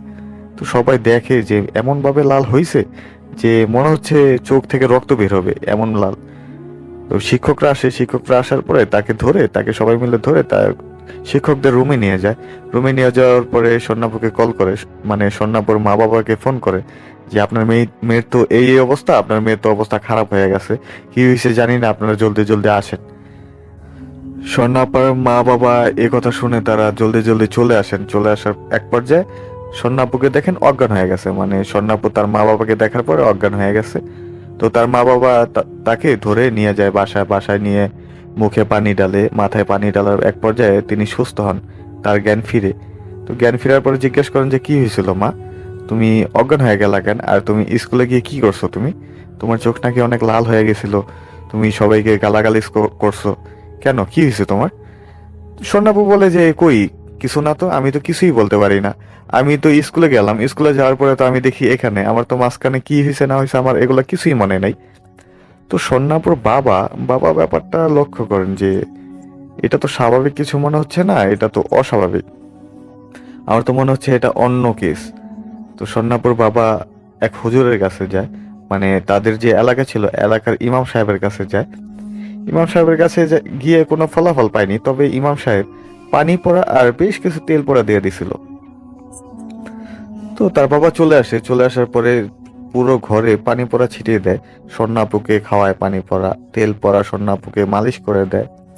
এভাবে 2 থেকে 3 দিন যায়। 2-3 দিন যাওয়ার পরে স্বর্ণাপু আবার তার ফ্রেন্ডদের সাথে স্কুলে যায়। একদিন স্কুলে যাওয়ার পরে আবার সেম কাহিনী, মানে স্বর্ণাপুর চোখ লাল হয়ে গেছে, স্বর্ণাপু একপাশে বসে আছে। তো স্বর্ণাপুকে আয়শা নামের, মানে স্বর্ণাপুর এক ফ্রেন্ড আয়শা নামের একজন যায় স্বর্ণাপুকে জিজ্ঞেস করতে, কিরে খেলবি না আমাদের সাথে, চল তুই আজকেও আবার এখানে বসে আছিস কেন? তো আয়েশাকে নাকি এমন এক থাপ্পড় দেয়, তো আয়েশা পড়ে যায়, সাথে সাথে পড়ে যায়। আয়েশাকে থাপ্পড় দেওয়ার পরে স্বর্ণাপু বলে যে আমাকে ডিস্টার্ব করবি না, আমাকে আর ধরবি না, আমাকে আর জ্বালাবি না, তোদেরকে মেরে ফেলবো, স্বর্ণাকেও মেরে ফেলবো, তোদেরকেও মেরে ফেলবো। আজকেও দৌড়াদৌড়ি করে চলে আসে, শিক্ষকরা সবাই আসার পরে আবার কল দেয় স্বর্ণাপুর মা বাবাকে যে আপনার মেয়েকে নিয়ে যান, আপনার মেয়ের জন্য তো আমাদের স্কুলে সমস্যা হচ্ছে, আমাদের ছাত্রছাত্রীরা ভয় পাচ্ছে, আপনার মেয়েকে নিয়ে যান, আপনার মেয়েকে নিয়ে গিয়ে হুজুর দেখান, আপনার মেয়েকে হয়তো জিনপুরিতে আসর করছে, আমরা এটা বুঝতে পারছি, আপনার মেয়েকে নিয়ে যান। তো স্বর্ণাপুর মা বাবা আসে, চালু করে এসে নিয়ে যাওয়ার পরে পানি পড়া খাওয়ায়, তেল পড়া দিয়ে দেয়। এক পর্যায়ে স্বর্ণাপু অজ্ঞান হয়ে যায়। অজ্ঞান হওয়ার পরে এবং তার মা বাবা চিন্তা করে যে কি হইলো, আমার মেয়ের কি হয়েছে না হয়েছে আমি বুঝতে পারতেছি না, এটা কিভাবে সারানো যায়। আর স্বর্ণাপুর মা বাবা যেমন কিছুই বুঝতে পারতেছিল না, কারণ তাদের সাথে এমনটা আগে কখনো হয় নাই। তো এক পর্যায়ে যে হুজুর তাকে পানি পড়া দিয়েছিল সে হুজুর বলে যে আরেকটা হুজুর আছে, তো সে আমার থেকে একটু বড়, তার সাথে আপনারা যোগাযোগ করতে পারেন। স্বর্ণাপুর বাবা সেদিনই চলে যায় সেই হুজুরের কাছে, সে হুজুরকে নিয়ে আসে, নিয়ে আসার পরে হুজুর বাড়িতে ঢোকার আগেই বলে, না আমি এটা আমার পক্ষে সম্ভব না, এটা আমি পারবো না, এই বাড়িতে আমি ঢুকতে পারবো না, এই বাড়ি কালো হয়ে গেছে, কালো মেঘে ঢেকে গেছে, এই বাড়িতে আমি কখনোই ঢুকতে পারবো না, এই বাড়িতে যদি আমি ঢুকি আমার বেশ সমস্যা হবে, এমনকি আমার ছেলে সন্তানের দিকেও সমস্যাটা যেতে পারে। তো এই কারণটাই শুধু বলেছে। তাকে জিজ্ঞেস করা হয়েছে যে কেন, কি হবে বা কেন হবে। তো হুজুর পরবর্তীতে কিছুই আর জানায় নাই। হুজুর বলছে যে আমি কিছুই বলতে পারবো না, আমি বললে আমার সমস্যা হবে, আমার ফ্যামিলির সমস্যা হবে, তবে আপনারা ভালো একটা হুজুর দেখাতে পারেন। আপনাদের এখানে যে আছে সে অবশ্যই ছোটখাটো কিছু না, সে থাকে তাল গাছের নিচে কবরস্থানের সামনে, আর 3 রাস্তার মোচরে সে থাকে মাঝে মাঝে। কথা বলার পরে হুজুর চলে যায়। হুজুর চলে যাওয়া 2 থেকে 3 দিন পর হঠাৎ একদিন স্বর্ণাপুকে পাওয়া যাচ্ছিল না। রাতের বেলায়, মানে রাত যখন প্রায় 11টা-12টা, তখন তো গ্রামের রাত অনেক রাত, 11টা-12টা মানে, তো হঠাৎ পাওয়া যাচ্ছিল না। তো স্বর্ণাপুর মা তো কান্নাকাটি শুরু করে দেয় যে আমার স্বর্ণা গেল কোথায়, আমার স্বর্ণাকে পাওয়া যাচ্ছে না। তো এই কথা শুনে স্বর্ণাপুর বাবা ঘুম থেকে লাফ দিয়ে ওঠে যে কি হয়েছে, বলে যে স্বর্ণাকে তো পাওয়া যাচ্ছে না, স্বর্ণা কোথায়। চিল্লাচিল্লি, মা বাবা সহ চিল্লাচিল্লি শুরু করে দেয়, বাড়ির সকলে চিল্লাচিল্লি শুরু করে দেয় যে স্বর্ণা কোথায় গেল, স্বর্ণা কোথায় গেল। কথা শুনে গ্রামের বেশ কিছু লোকজন আসে। আসার পরে তারা যে হ্যারিকেন আছে, হ্যারিকেন নিয়ে খুঁজতে বের হয় যে স্বর্ণাপু কোথায় গেল। আশেপাশে ডোবানালা সহ প্রায় বিভিন্ন জায়গায় খোঁজার পরে কোথাও পায় না। পরে স্বর্ণাপুর বাবা যিনি আছেন, বাবা বলেন যে চলো তো ওইখানে যাই যেখানে যেখানে তাল গাছ রয়েছে, মানে হুজুর যে বলছে যে সেখানেই থাকে জিনটা, যে ওইখানে যাই চলো।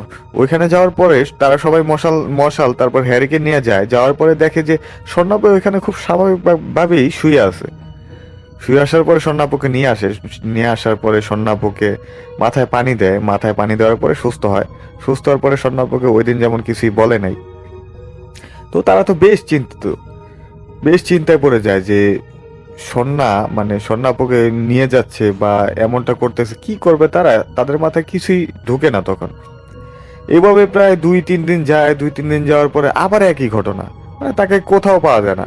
পাওয়া না গেলে মাঝে মাঝে প্রায় ওইখানে পাওয়া যায়, 3 রাস্তার মোচরে পাওয়া যায়, না তো তাল গাছের নিচে। মাঝে মাঝে এমনটাও হয় রাত হলে তাকে আর কোথায় পাওয়া যায় না, কিন্তু ফজরের আজান যখন দিবে তার একটু আগে স্বর্ণাপুকে ঠিক একই জায়গায় পাওয়া যায়, মানে রুমের মধ্যেই পাওয়া যায়। রুম যদি তালা লাগিয়েও ঘুমায় তারা, তারপর দেখে মাঝে মাঝে রাতে স্বর্ণাপু নেই, কিন্তু হঠাৎ আবার সকালে, মানে সকালের আজান দেওয়ার আগে স্বর্ণাপু এখানেই আছে। তো এভাবে বেশ কিছুদিন যাওয়ার পরে তাদের চিন্তার তো কোনো শেষ নেই, কি করবে। পরে তাদের এক রিলেটিভ ছিল ঢাকায়, তারা তাদের রিলেটিভের কাছে যায়। যাওয়ার পরে শুনে যে ঢাকায় একটা ভালো একটা কবিরাজ আছে, সেখানে গেলে নাকি তাদের একটা সমস্যার সমাধান হইতে পারে। তো সে কবিরাজের কাছে যায়। কবিরাজের কাছে যাওয়ার পরে কবিরাজ প্রায় সময় দেয়, বলে যে আমার 2 দিন সময় লাগবে, 2 দিনের মধ্যে আমি আসব, আমি তোমাদের ওইখানে যাব, আমি দেশে আসবো, চাঁদপুর আসবো। তো এই কথা মতো কবিরাজ 2 দিন পরে আসে। 2 দিন পরে আসার পরে কবিরাজের কিছু সমস্যা হয় নাই, তবে কবিরাজ বলেছেন যে বাড়িটা নাকি কালো মেঘে ঢেকে আছে, কালো বাড়িটার আশেপাশে নাকি কালো কালো অবয়ব দেখা যায়, তার কালো কালো ছায়া দেখা যাচ্ছিল তখন। তো কবিরাজ পরোয়া না করে কবিরাজ ঢোকার পরে স্বর্ণাপুকে সামনে বসানোর পরে বিভিন্ন রিচুয়াল মতো স্বর্ণাপুর শরীরে সে জিনটাকে নিয়ে আসে। তো জিনটাকে আনার পর জিনটা বলে যে আমার স্বর্ণাকে খুব ভাল লাগছে, আমি এখন যাব না, আমি ওর শরীর থেকে যাব না, আর ওর শরীর থেকে যদি তোরা আমাকে দূর করতে চাস তবে স্বর্ণাকে আমি মেরে ফেলবো, মানে ওকে আমি মেরে ফেলবো, ওর শরীর থেকে যাব না, এমনকি তোদেরও ক্ষতি হবে।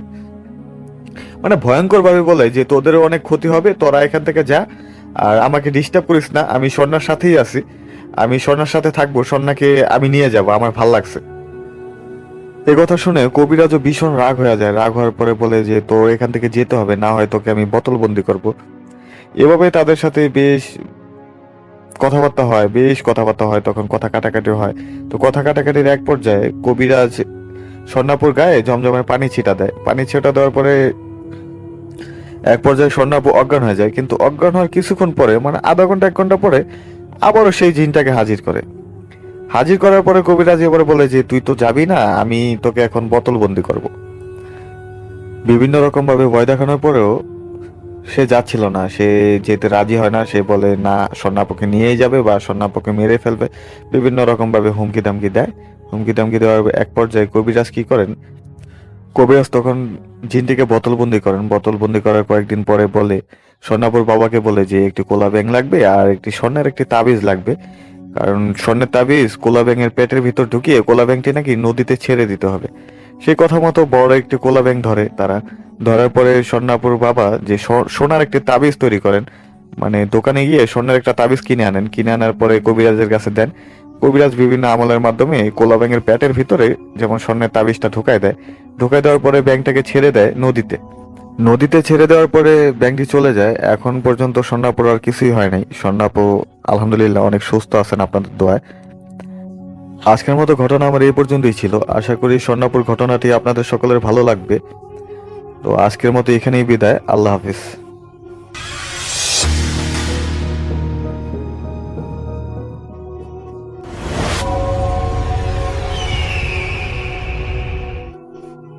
আসসালামু আলাইকুম, আশা করি সকলে ভালো আছেন। আমি মোহাম্মদ আরমানাল, আমি আল্লাহর মধ্যে ভালো আছি। তো আজকে আমি আমার জীবনে ঘটে যাওয়া একটি ঘটনা আপনাদের সঙ্গে শেয়ার করব। তো এই ঘটনাটি ঘটা হচ্ছে বাগেরহাটে, এবং বাগেরহাটে এটা ভৈরব নদী কেন্দ্রিক একটি ঘটনা। তো ঘটনাটা এমন, এবং ঘটনাটার সময় হচ্ছে গিয়ে এটা করোনা যখন প্রথম আঘাত হানে বাংলাদেশে, অর্থাৎ প্রথম দিকের 2019 সালের ঘটনা এটা। ওই সময় করোনার প্রকোপ অনেক ছিল, অনেক। আমরা সবাই পিপি পরে বের হতাম এবং অনেক ছিল ওই সময়। তো তখন আমরা চিন্তা করি আমরা গ্রামে যাব এবং গ্রামে যেয়ে কিছুদিন স্টে করব, যাতে কিছুটা হলেও সেফ থাকতে পারি। কারণ তখনকার সময় ঢাকা বা শহরে সব জায়গায় করোনা ছড়িয়ে পড়েছিল। অ্যান্ড আমরা সেভাবেই গ্রামে যাই, এবং গ্রামে গিয়ে আবার সবসময় ছোটবেলা থেকেই এসব জিন, পরি, ভূত যাই বলেন না কেন, সবকিছুর প্রতি আমার অনেক অনেক কিউরিয়াসিটি এখনো। এবং আমার এসবের প্রতি এতই কিউরিয়াসিটি যে ছোটবেলা আমি এসব নিয়ে একটা টিমও বানিয়েছিলাম, এনএস ঘোষ রিসার্চ টিম, এবং এটা ক্লাস 6-এ। তো যাকে এসব বাদ, আমি তাহলে ঘটনায় ঢুকি। তো আমরা গিয়ে চিন্তা করি, এবং আমি যখন এলাকায় যাই সবসময় সবাইকে জিজ্ঞেস করি যে কোন এলাকাটা ভয়ানক, কোনখানে ভয় পাওয়া যাবে, অর্থাৎ কোনখানে গেলে জিনের দেখা পাওয়া যাবে। এরকম সবার সাথে একটু গল্প গুজব করি। তো সেরকম গল্প গুজবের মাধ্যমে একটা জায়গার সন্ধান পাই, যেটা ছিল খুবই নির্জন জায়গা, এবং সেখানে মাত্র 2 জন বসবাস করত। এবং পুরো জায়গাটা অনেক মানে এরিয়া জুড়ে, ওই এরিয়াটুকু, ওই জোনের মধ্যে একটা মাত্র ঘর ছিল, মানে একটা মাত্র পরিবার থাকতো, এবং পরিবারের সদস্য ছিল 2 জন, তার বেশি কেউই ছিল না এখানে। অর্থাৎ ওই 2 জনের প্রতিবেশী কেউ ছিল না, তারা 2 জন ছিল, এবং 2 জন ছিল বৃদ্ধে বৃদ্ধে। এবং তারা কিভাবে বসবাস করতো, তারা হচ্ছে কি নদী থেকে মাছ ধরতো সারাদিন, সেই মাছ রান্না করতো, খেত, এবং তাদের ফসলি জমি ছিল, তাদের বাগান ছিল, এবং বিভিন্ন ধরনের গাছ ছিল, দেখে সেগুলো থেকে সবজি কালেক্ট করতো, এবং নৌকায় গিয়ে বাজারে আনতো, আবার নৌকায় নিয়ে ফেরত আসতো। অর্থাৎ দিন শেষে তাদের সবগুলো সময় কাটতোই ওই জায়গাটুকু। তো আমরা যে উদ্দেশ্যে গিয়েছিলাম, মূলত আমার মামা সেখানে পূর্বে গিয়েছিলেন, এবং তিনি বলেছিলেন যে ওইখানে এসে আগে যখন গিয়েছিলেন বারবার এবং বারবার মানে আলো ঝলকানি দেখতেন। অর্থাৎ মানে মাথার উপর থেকে আগুনের কড়া উড়ে যায়, এবং অনেক নিচ থেকে, গাছের ওই পাশ থেকে আসে, ওই পাশ থেকে আসে। এবং মূলত আমরা যখন গ্রামের বাড়িতে যাই তার আগে থেকে মামা আমাকে ফোন দিয়ে ওই যেদিন আসছিলেন, মানে ঘটনাটা ফেস করছেন, ওই দিনে আবার আমাকে জানান। তো আমি চিন্তা করি যে একা যাবো কেন, আমার কিছু বন্ধুদের নিয়ে যায় এবং আমার মামাকে নিয়ে যায়।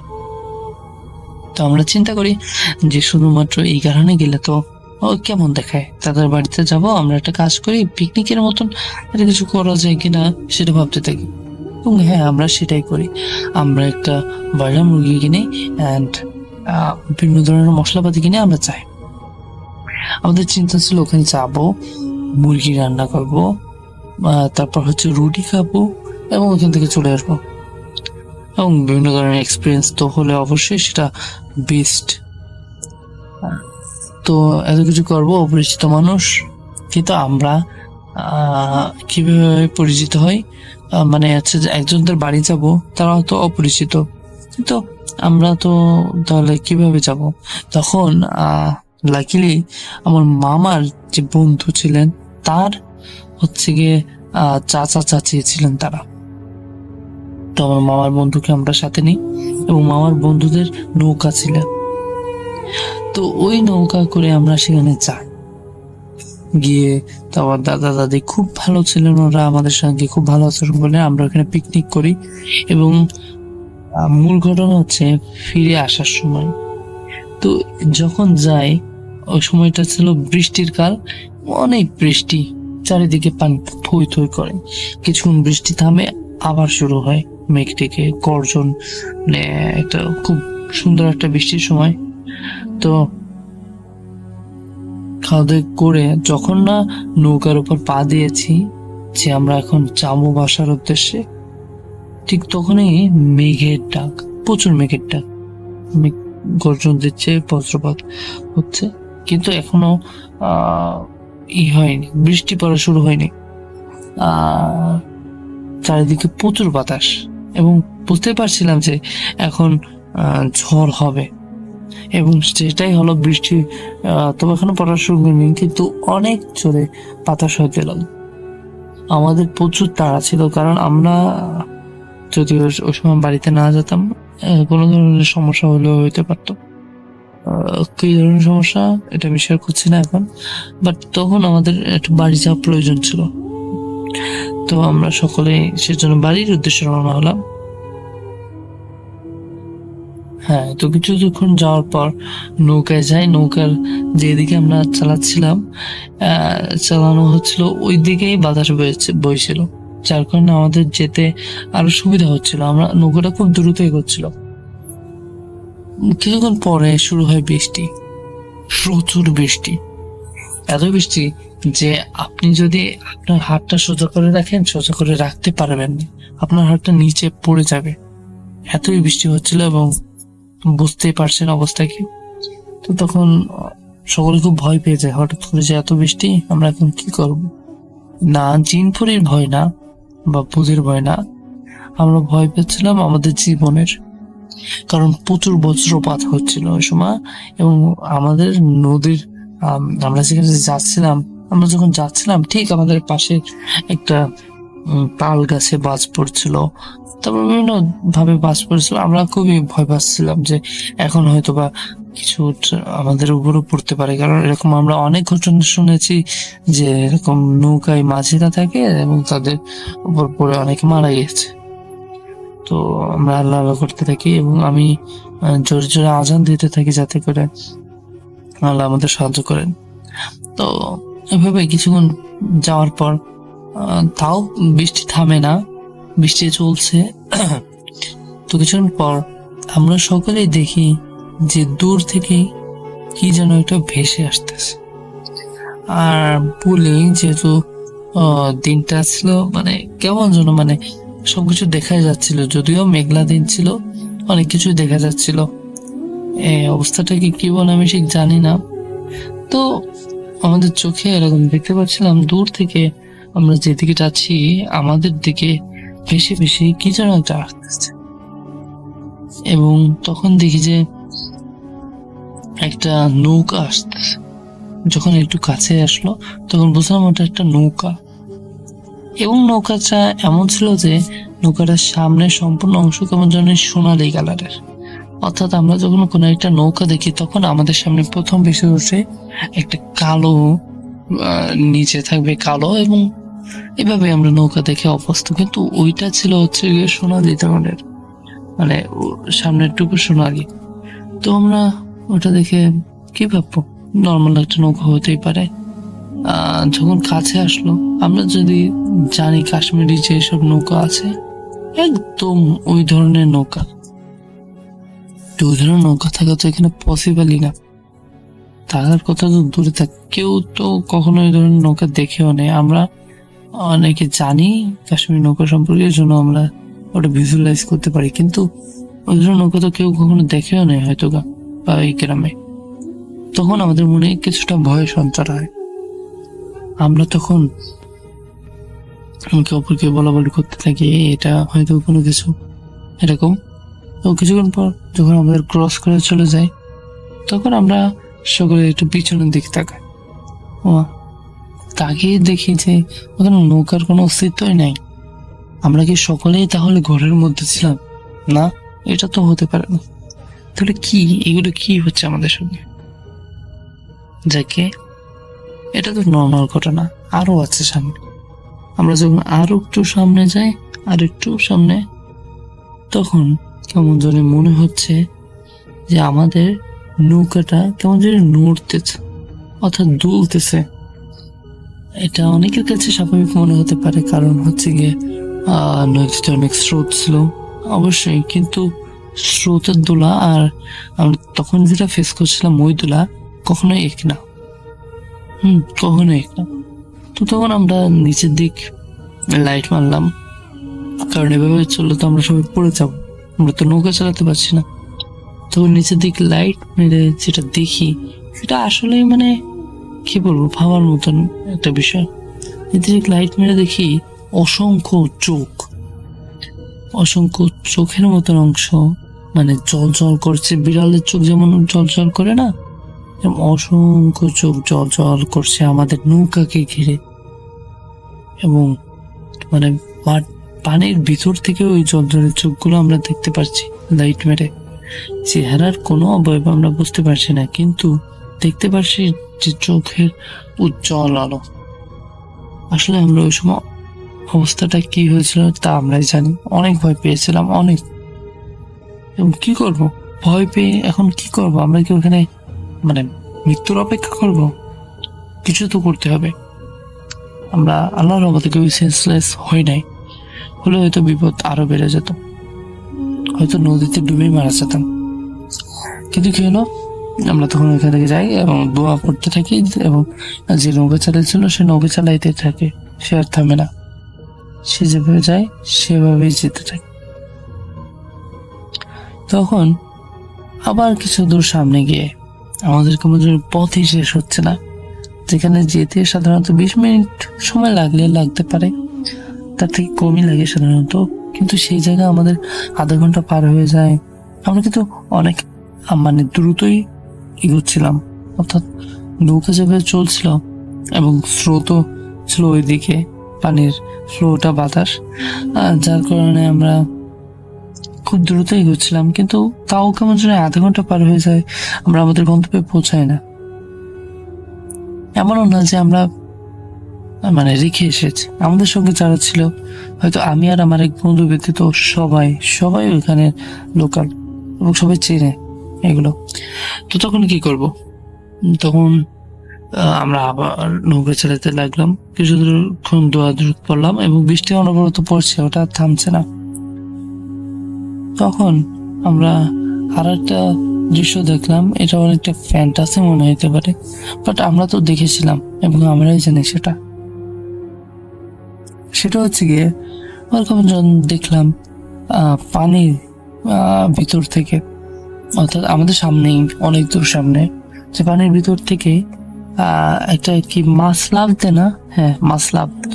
তো ওইরকম ভাবে একটা মাছের মতন কি একটা আকৃতির লাভ দিল। আমরা মুহূর্তের জন্য ওটা দেখেছিলাম, সকলেই দেখেছিলাম, কারণ আমরা সকলেই সামনে তাকিয়েছিলাম। তো মুহূর্তের জন্য ওটা লাভ দিল, মানে অনেক বড়, যে আমরা যদি কল্পনা করতে পারি না এত বড় লাভ দিয়েছিল। নদী তো এপার থেকে ওপার এবং ওটা এপার থেকে ওপারে ছিল, এবং ওই নদীতে এত বড় মাছ, অর্থাৎ আপনি যদি তিমি বলতে পারেন, হয়তো বা তিমি অনেকটাই বড় হয়ে যায়, কিন্তু ছোট যে হুইলগুলো আছে হয়তো এরকমই কিছু, এরকম অনেক উপর থেকে লাভ দিল। এবং ধরলাম যদি হুইলে হতো, কিন্তু এবার আসি ঘটনায়। এবং ওই যেটা লাভ দিল, ওটার আকৃতিও আমরা অনুমান করতে পেরেছিলাম, যদিও কিছু সময়ের জন্য আমরা দেখেছিলাম ওটা মাছের আকৃতির মোটেও ছিল না, ওটা সম্পূর্ণই ছিল কেমন যেন মানে দুটো হাত ছিল ওটার, এটা আমরা শিওর দেখেছি। এবং বাকিটুকু মাছের মতনই ছিল, দুটো হাত ছিল, মানুষের মতনই হাত ছিল, বড় ব্যাস, এটা দেখে আমাদের পক্ষে আর কোনোভাবে নিজেদের সামলানো সম্ভব হয়েছে না, হয়নি। তো আমাদের মধ্যে আমার যে বন্ধুটা ছিল সে ইতিমধ্যে সেন্সলেস হয়ে পড়ে যায়। আমরা ওকে নিয়ে ব্যস্ত হয়ে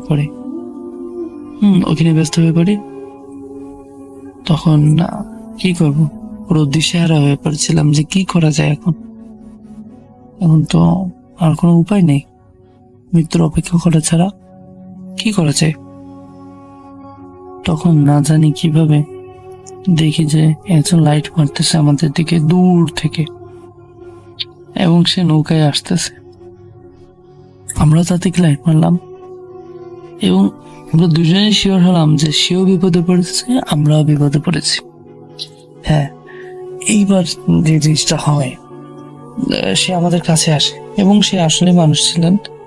আলহামদুলিল্লাহ, তার জন্য হয়তো আমরা এক হয়ে আমরা যে দুই নৌকা এক হয়ে মোটামুটি একটা পাড়ে ভিড়াই আমরা গাছের নিচে আশ্রয় নিই। এবং তখন আমরা পরস্পরের মধ্যে ওই এলাকারই মাঝে, আমার নামটা খেয়াল নেই, তো উনিও বলছেন যে ওই যেটা লাভ দিয়েছে উনিও দেখেছেন, এবং ওনার থেকে নাকি মাত্র 10 হাত কি 12 হাত দূরে ছিল ওইটা। এবং ওটা মানে আকৃতি উনি সম্পূর্ণ দেখেছে। সেটা হচ্ছে গিয়ে ওইটা মানে নিচের তো মারমেড না কি একটা আছে না, মাজার থেকে ইসের মতন, মানে মাছের মতন, হ্যাঁ ওই রকমই ছিল। কিন্তু ওর হাত ছিল অনেক মানে অনেক মোটা ধরনের, বলিষ্ঠ ধরনের হাত ছিল, এবং ওর মাথাটাও আবার ছিল মাছের মতো, শুধু দুটো হাতই ছিল।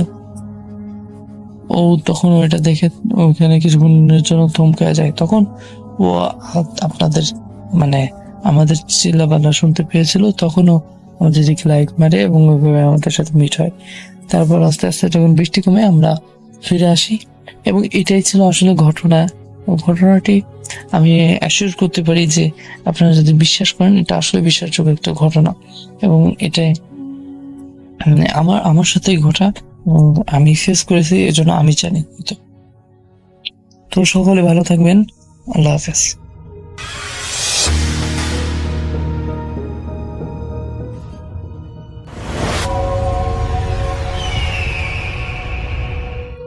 হ্যালো লিসেনার্স, হ্যালো রাসেল ভাই, আসসালামু আলাইকুম। আশা করি সবাই ভালো আছেন আর ভালোর দলেই আছেন।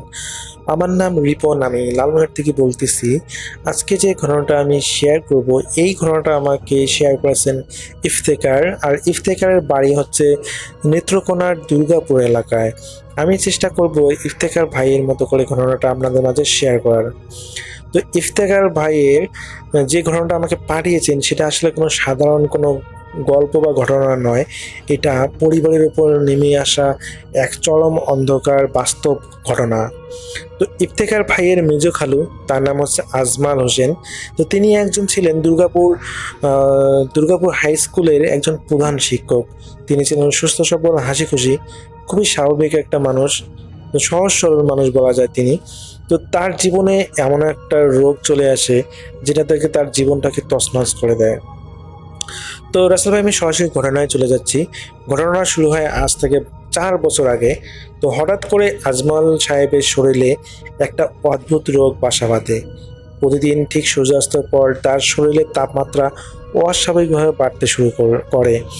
তার গা পড়ে যাওয়ায় জ্বরে যেন তিনি এতটাই ক্লান্ত হতেন যেটা বলার বাইরে, এবং সেই সাথে প্রচণ্ড জ্বরের সাথে তার শরীরে দেখা যেত কালো কালো ছোপ ছোপ দাগ, যেন চামড়ার নিচে রক্ত জমে পাথর হয়ে গেছে। কিন্তু আশ্চর্যের বিষয়, সকাল হতে জ্বর আর সেই কালো দাগগুলো যেন উধাও হয়ে যেত। এরকম করে চলতে থাকতো কিছুদিন। তো ইফতেখারের ভাইরা তাকে ময়মনসিংহ মেডিকেল থেকে শুরু করে ঢাকার বড় বড় নাম করা ডাক্তার দেখিয়েছেন। তারা ব্লাড টেস্ট করেছেন, এমআরআই করেছেন, সিটি স্ক্যান করেছেন। সব কিছু করার পরেও যখন রিপোর্ট দেখা হয়, ডাক্তার রিপোর্ট দেখে জানান যে তিনি সম্পূর্ণ সুস্থ, তার শরীরে কোনো রোগ নেই। অথচ চোখের সামনে আজমল সাহেব দিন দিন শুকিয়ে কঙ্কালসাল হয়ে যাচ্ছিলেন। তিনি ছিলেন একজন সবল মানুষ, তার ওজন ছিল প্রায় 70 কেজির উপরে। সেখানে তার ওজন এখন মনে হচ্ছে যে 50 কেজির আশেপাশে। তো রাতের বেলায় তিনি যন্ত্রণায় এমন সব ভাষায় বিড়বিড় করতেন যা কোনোদিন শোনা যায়নি। তো দেখা যায় যে তার কোনো রোগ না পাওয়ায় পরবর্তীতে ডাক্তাররা বলেন যে আসলে তাকে তো এখানে রাখা যাচ্ছে না, আসলে এখানে ডাক্তারের চিকিৎসা দিয়ে হবে না, আপনারা হলো কোনো মানসিক ডাক্তারকে দেখান, হয়তো বা তার কোনো মানসিক সমস্যা হয়েছে। তো আশা যখন প্রায় শেষ তখন আজমল সাহেবের এক দূর সম্পর্কের মামাতো ভাই, যিনি ভারতের সীমান্তের কাছাকাছি কলমাকান্দা এলাকায় থাকেন, তিনি ইফতেখার ভাইদেরকে একটা খবর দেন। তিনি বলেন যে তোমরা শুধু শুধু ডাক্তার দেখিয়ে তোমার খালুর টাকা পয়সা এবং তার চেহারাটা নষ্ট করতেছো এবং তাকে মৃত্যুর দিকে ঠেলে দিচ্ছ। তোমরা একটা কাজ করতে পারো, আমার একজন পরিচিত একজন তান্ত্রিক আছেন, তিনি সোমেশ্বরী নদীর ওপারে মেঘালয়ের পাদদেশে থাকেন। তার নাম হচ্ছে রহমত আলী। তিনি একজন অভিজ্ঞ তান্ত্রিক বা কবিরাজ। তো তার কাছে যাও, সে তোমাদেরকে হয়তোবা তোমাদের এই রোগ ভালো করে দিতে পারে। তো প্রথমে ইফতেখারের ভাইরা, তো তারা প্রথমে হলো তার বিশেষ করে ওই আজমল সাহেবের পরিবারের লোকজন আসলে এটা অলৌকিক কথায় তাদের আসলে বিশ্বাস করতে চাননি। কিন্তু আজমল সাহেবের অবস্থা যখন এতই খারাপ হলো যে মনে হচ্ছিল যে তিনি আর অল্প কিছুদিন পরে হয়তো আর বাঁচবেনই না, তখন তারা আসলে সেই সিদ্ধান্ত মেনে নিতে বাধ্য হয় যে তারা ওই তান্ত্রিককে দেখাবেন। তো একটা অমাবস্যা রাতে তারা আজমল সাহেবকে নিয়ে তারা হলো ওই সোমেশ্বরী নদী পার হয় একটা নৌকা দিয়ে। তো সেই পাহাড়ি জঙ্গলঘেরা আশ্রমে তারা যায় এবং তারা জানে না যে সেখানে তাদের জন্য আসলে কি অপেক্ষা করতেছে। তো রাসেল ভাই, নেত্রকোনার ইফতেখার ভাইরা খালুকে নিয়ে তারা যখন সেই তান্ত্রিকের অন্ধকার কুটিরে পৌঁছান, তখন সেই তান্ত্রিক নাকি তার একটা জিনের মাধ্যমে তার চিকিৎসা শুরু করেন। রাসেল ভাই, সোমেশ্বরী নদী পার হয়ে নেত্রকোনার ইফতেখার ভাইরা যখন সেই তান্ত্রিক রহমত আলীর কুটির সামনে পৌঁছালেন, তখন রাত প্রায় তারা দেখেন যে 12টা বাজে। কুটিরটি ছিল একদম পাহাড়ি জঙ্গলের ভিতর, চারপাশে এক অদ্ভুত থমথমে নীরবতা। কুটির ভিতর থেকে কুটির ভিতর থেকে একটা প্রদীপের আলো টিম টিম করে জ্বলতেছে, আর তীব্র লোবান আর কর্পূরের গন্ধ আসতেছিল। তো তারা যখন আজমল সাহেবকে কুটিরের বারান্দায় রাখলেন, তখন ভিতর থেকে একটা দীর্ঘদেহী জটাধারী লোক বের হয়ে এলেন। তিনিই নাকি তান্ত্রিক রহমত আলী। তার চোখ দুটো ছিল অস্বাভাবিক রকমের লাল। তিনি আজমল সাহেবের দিকে তাকিয়ে এক আজমল সাহেবের দিকে একবার তাকিয়েই ইফতেখার ভাইদের দিকে ঘুরে গম্ভীর করে বললেন, তোমরা আসতে বড্ড দেরি করে ফেলেছো। ওর শরীরে যেটা বাসা বেঁধেছে ওটা কোনো রোগ নয়, ওটা শ্মশানের এক অতৃপ্ত দ্বিকুষ্টি। সাধারণ জিনপরি একে তাড়াতে পারবে না। তো ইফতেখার ভাইরা ভয়ে হাত জোর করে বলেন, বাবা, যে কোনো উপায়ে ওনাকে বাঁচান, ডাক্তাররা তো হাল ছেড়েই দিয়েছে, আপনি যদি সাহায্য না করেন তাহলে উনি বাঁচবেন না। তো তান্ত্রিক রহমত আলী আর কোনো কথা না বলে আজমল সাহেবের যে একটা খাটে রাখা হয়েছিল, তিনি সেই খাট বা চৌকি, এটা চার কোণে চারটা মাটির প্রদীপ রাখলেন এবং কুঠিরের দরজা জানালা সব বন্ধ করে দিতে বললেন। পুরো ঘর তখন ঘুটঘুটে অন্ধকার, শুধু ওই চারটা প্রদীপের আলোয় আজমল সাহেবের কঙ্কালসার ফ্যাকাশে মুখটা দেখা যাচ্ছিল। তান্ত্রিক ঘরের মাঝখানে বসে এক অদ্ভুত ভাষায় মন্ত্র পড়তেছিলেন। মিনিট পাঁচেক পর হঠাৎ করে ঘরের ভিতরে বাতাস একদম ভারী হয়ে এলো। কুঠিরের মাটির মেঝেটা যেন হালকা কাঁপতে লাগলো। ঠিক তখন এই ঘরের উত্তর কোণে একদম অন্ধকার অংশ থেকে একটা ভারী গম গম দীর্ঘশ্বাস শোনা গেল।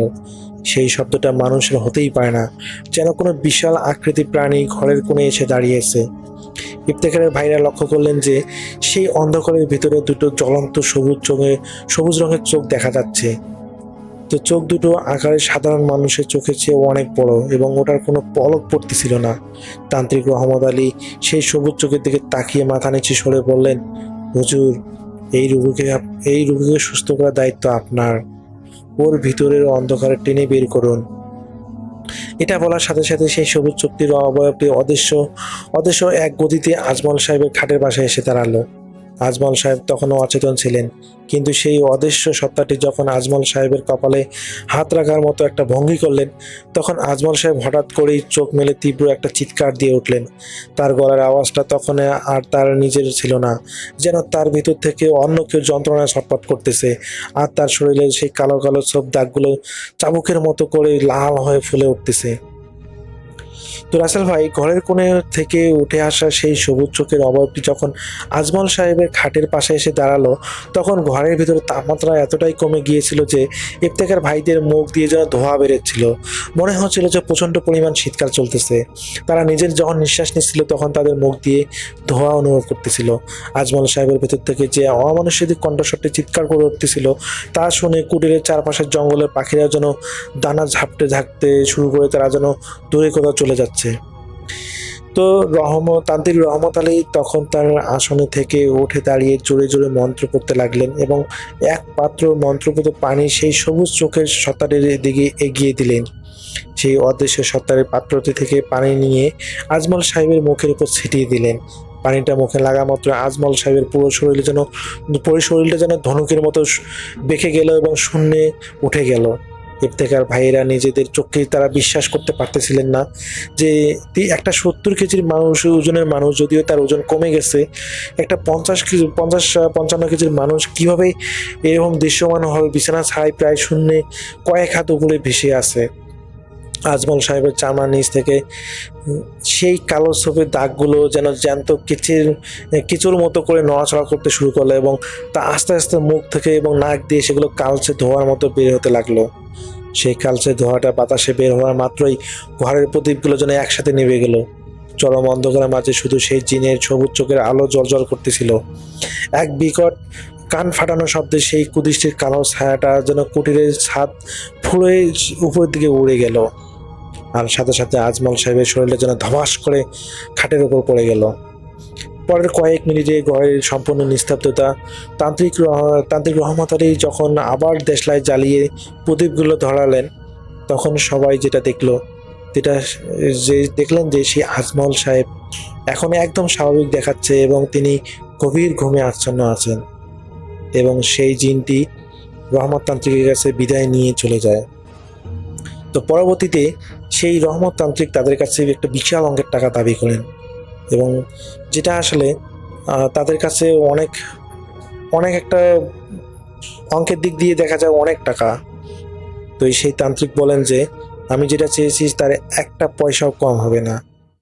আপনারা যদি এই টাকার একটা পয়সাও কম দেন তাহলে হয়তোবা এই আজমল সাহেব পরবর্তীতে তাকে আর বাঁচানো যাবে না। তো তারা যেহেতু ওই আজমল সাহেবের ইফতেখার ভাইয়েরা যেহেতু ওই আজমল সাহেবকে বাঁচানোর জন্যই আসলে এই তান্ত্রিক কাছে নিয়ে এসেছেন, তো তার মাধ্যমেই যদি আল্লাহর রহমতে তিনি সুস্থ হন তাহলে তো সেটা ভালো। তো তারা সেই টাকাটা এক প্রকার তাদের কাছে অনেক বেশি হলেও তারা সেটা দিতে স্বীকার করে এবং রাসেল ভাই ওরা সেই সমস্ত টাকা পরিশোধ করার পর যখন আজমল সাহেবকে ঘুমন্ত অবস্থায় বাসায় নিয়ে আসা হয়, তো এরপর যখন তিনি চোখ খোলেন তিনি যেন আগে সমস্ত কিছুই ভুলে গিয়েছেন। তিনি জিজ্ঞেস করেন যে তার কি হয়েছিল আর সবার এত মন খারাপ কেন। তো রাসেল ভাই তিনি যখন ওই আজমল সাহেবকে যখন সমস্ত ঘটনা বলা হয়, তিনি যেন নিজের কানকেই বিশ্বাস করেন না যে তিনি এরকম করে অসুস্থ হয়ে গিয়েছিলেন। তো তিনি একটা জিনিস টের পান যে তিনি অনেক শুকিয়ে গিয়েছেন। তার ওজন ছিল 70-এর উপরে, অথচ এখন তার ওজন হবে 50-55 কেজি। তো তার শরীরের অবস্থা থেকে তিনি সমস্ত কথা বিশ্বাস করে নেন। তো রাসেল ভাই এটাই ছিল ইফতেখার ভাইয়ের ঘটনা। আমার কাছে ঘটনাটা খুবই ভালো লেগেছে, যার কারণে আমি শ্রোতাদের কাছে ঘটনাটা শেয়ার করার জন্য মনস্থির করলাম এবং অনেক ধন্যবাদ জানাই ইফতেখার ভাইকে এত সুন্দর একটা ঘটনা পাঠানোর জন্য। তিনি জানিয়েছেন যে তার কাছে আরও অনেক ঘটনা আছে, তিনি ধীরে ধীরে সেই ঘটনাগুলো আমাকে পাঠাবেন। তো তিনি আমাকে ঘটনা পাঠালে আমি চেষ্টা করব ইফতেখার ভাইয়ের ঘটনাগুলো আপনাদের মাঝে শেয়ার করার। সবাই ভালো থাকবেন, সুস্থ থাকবেন এই প্রত্যাশায়। আল্লাহ হাফেজ।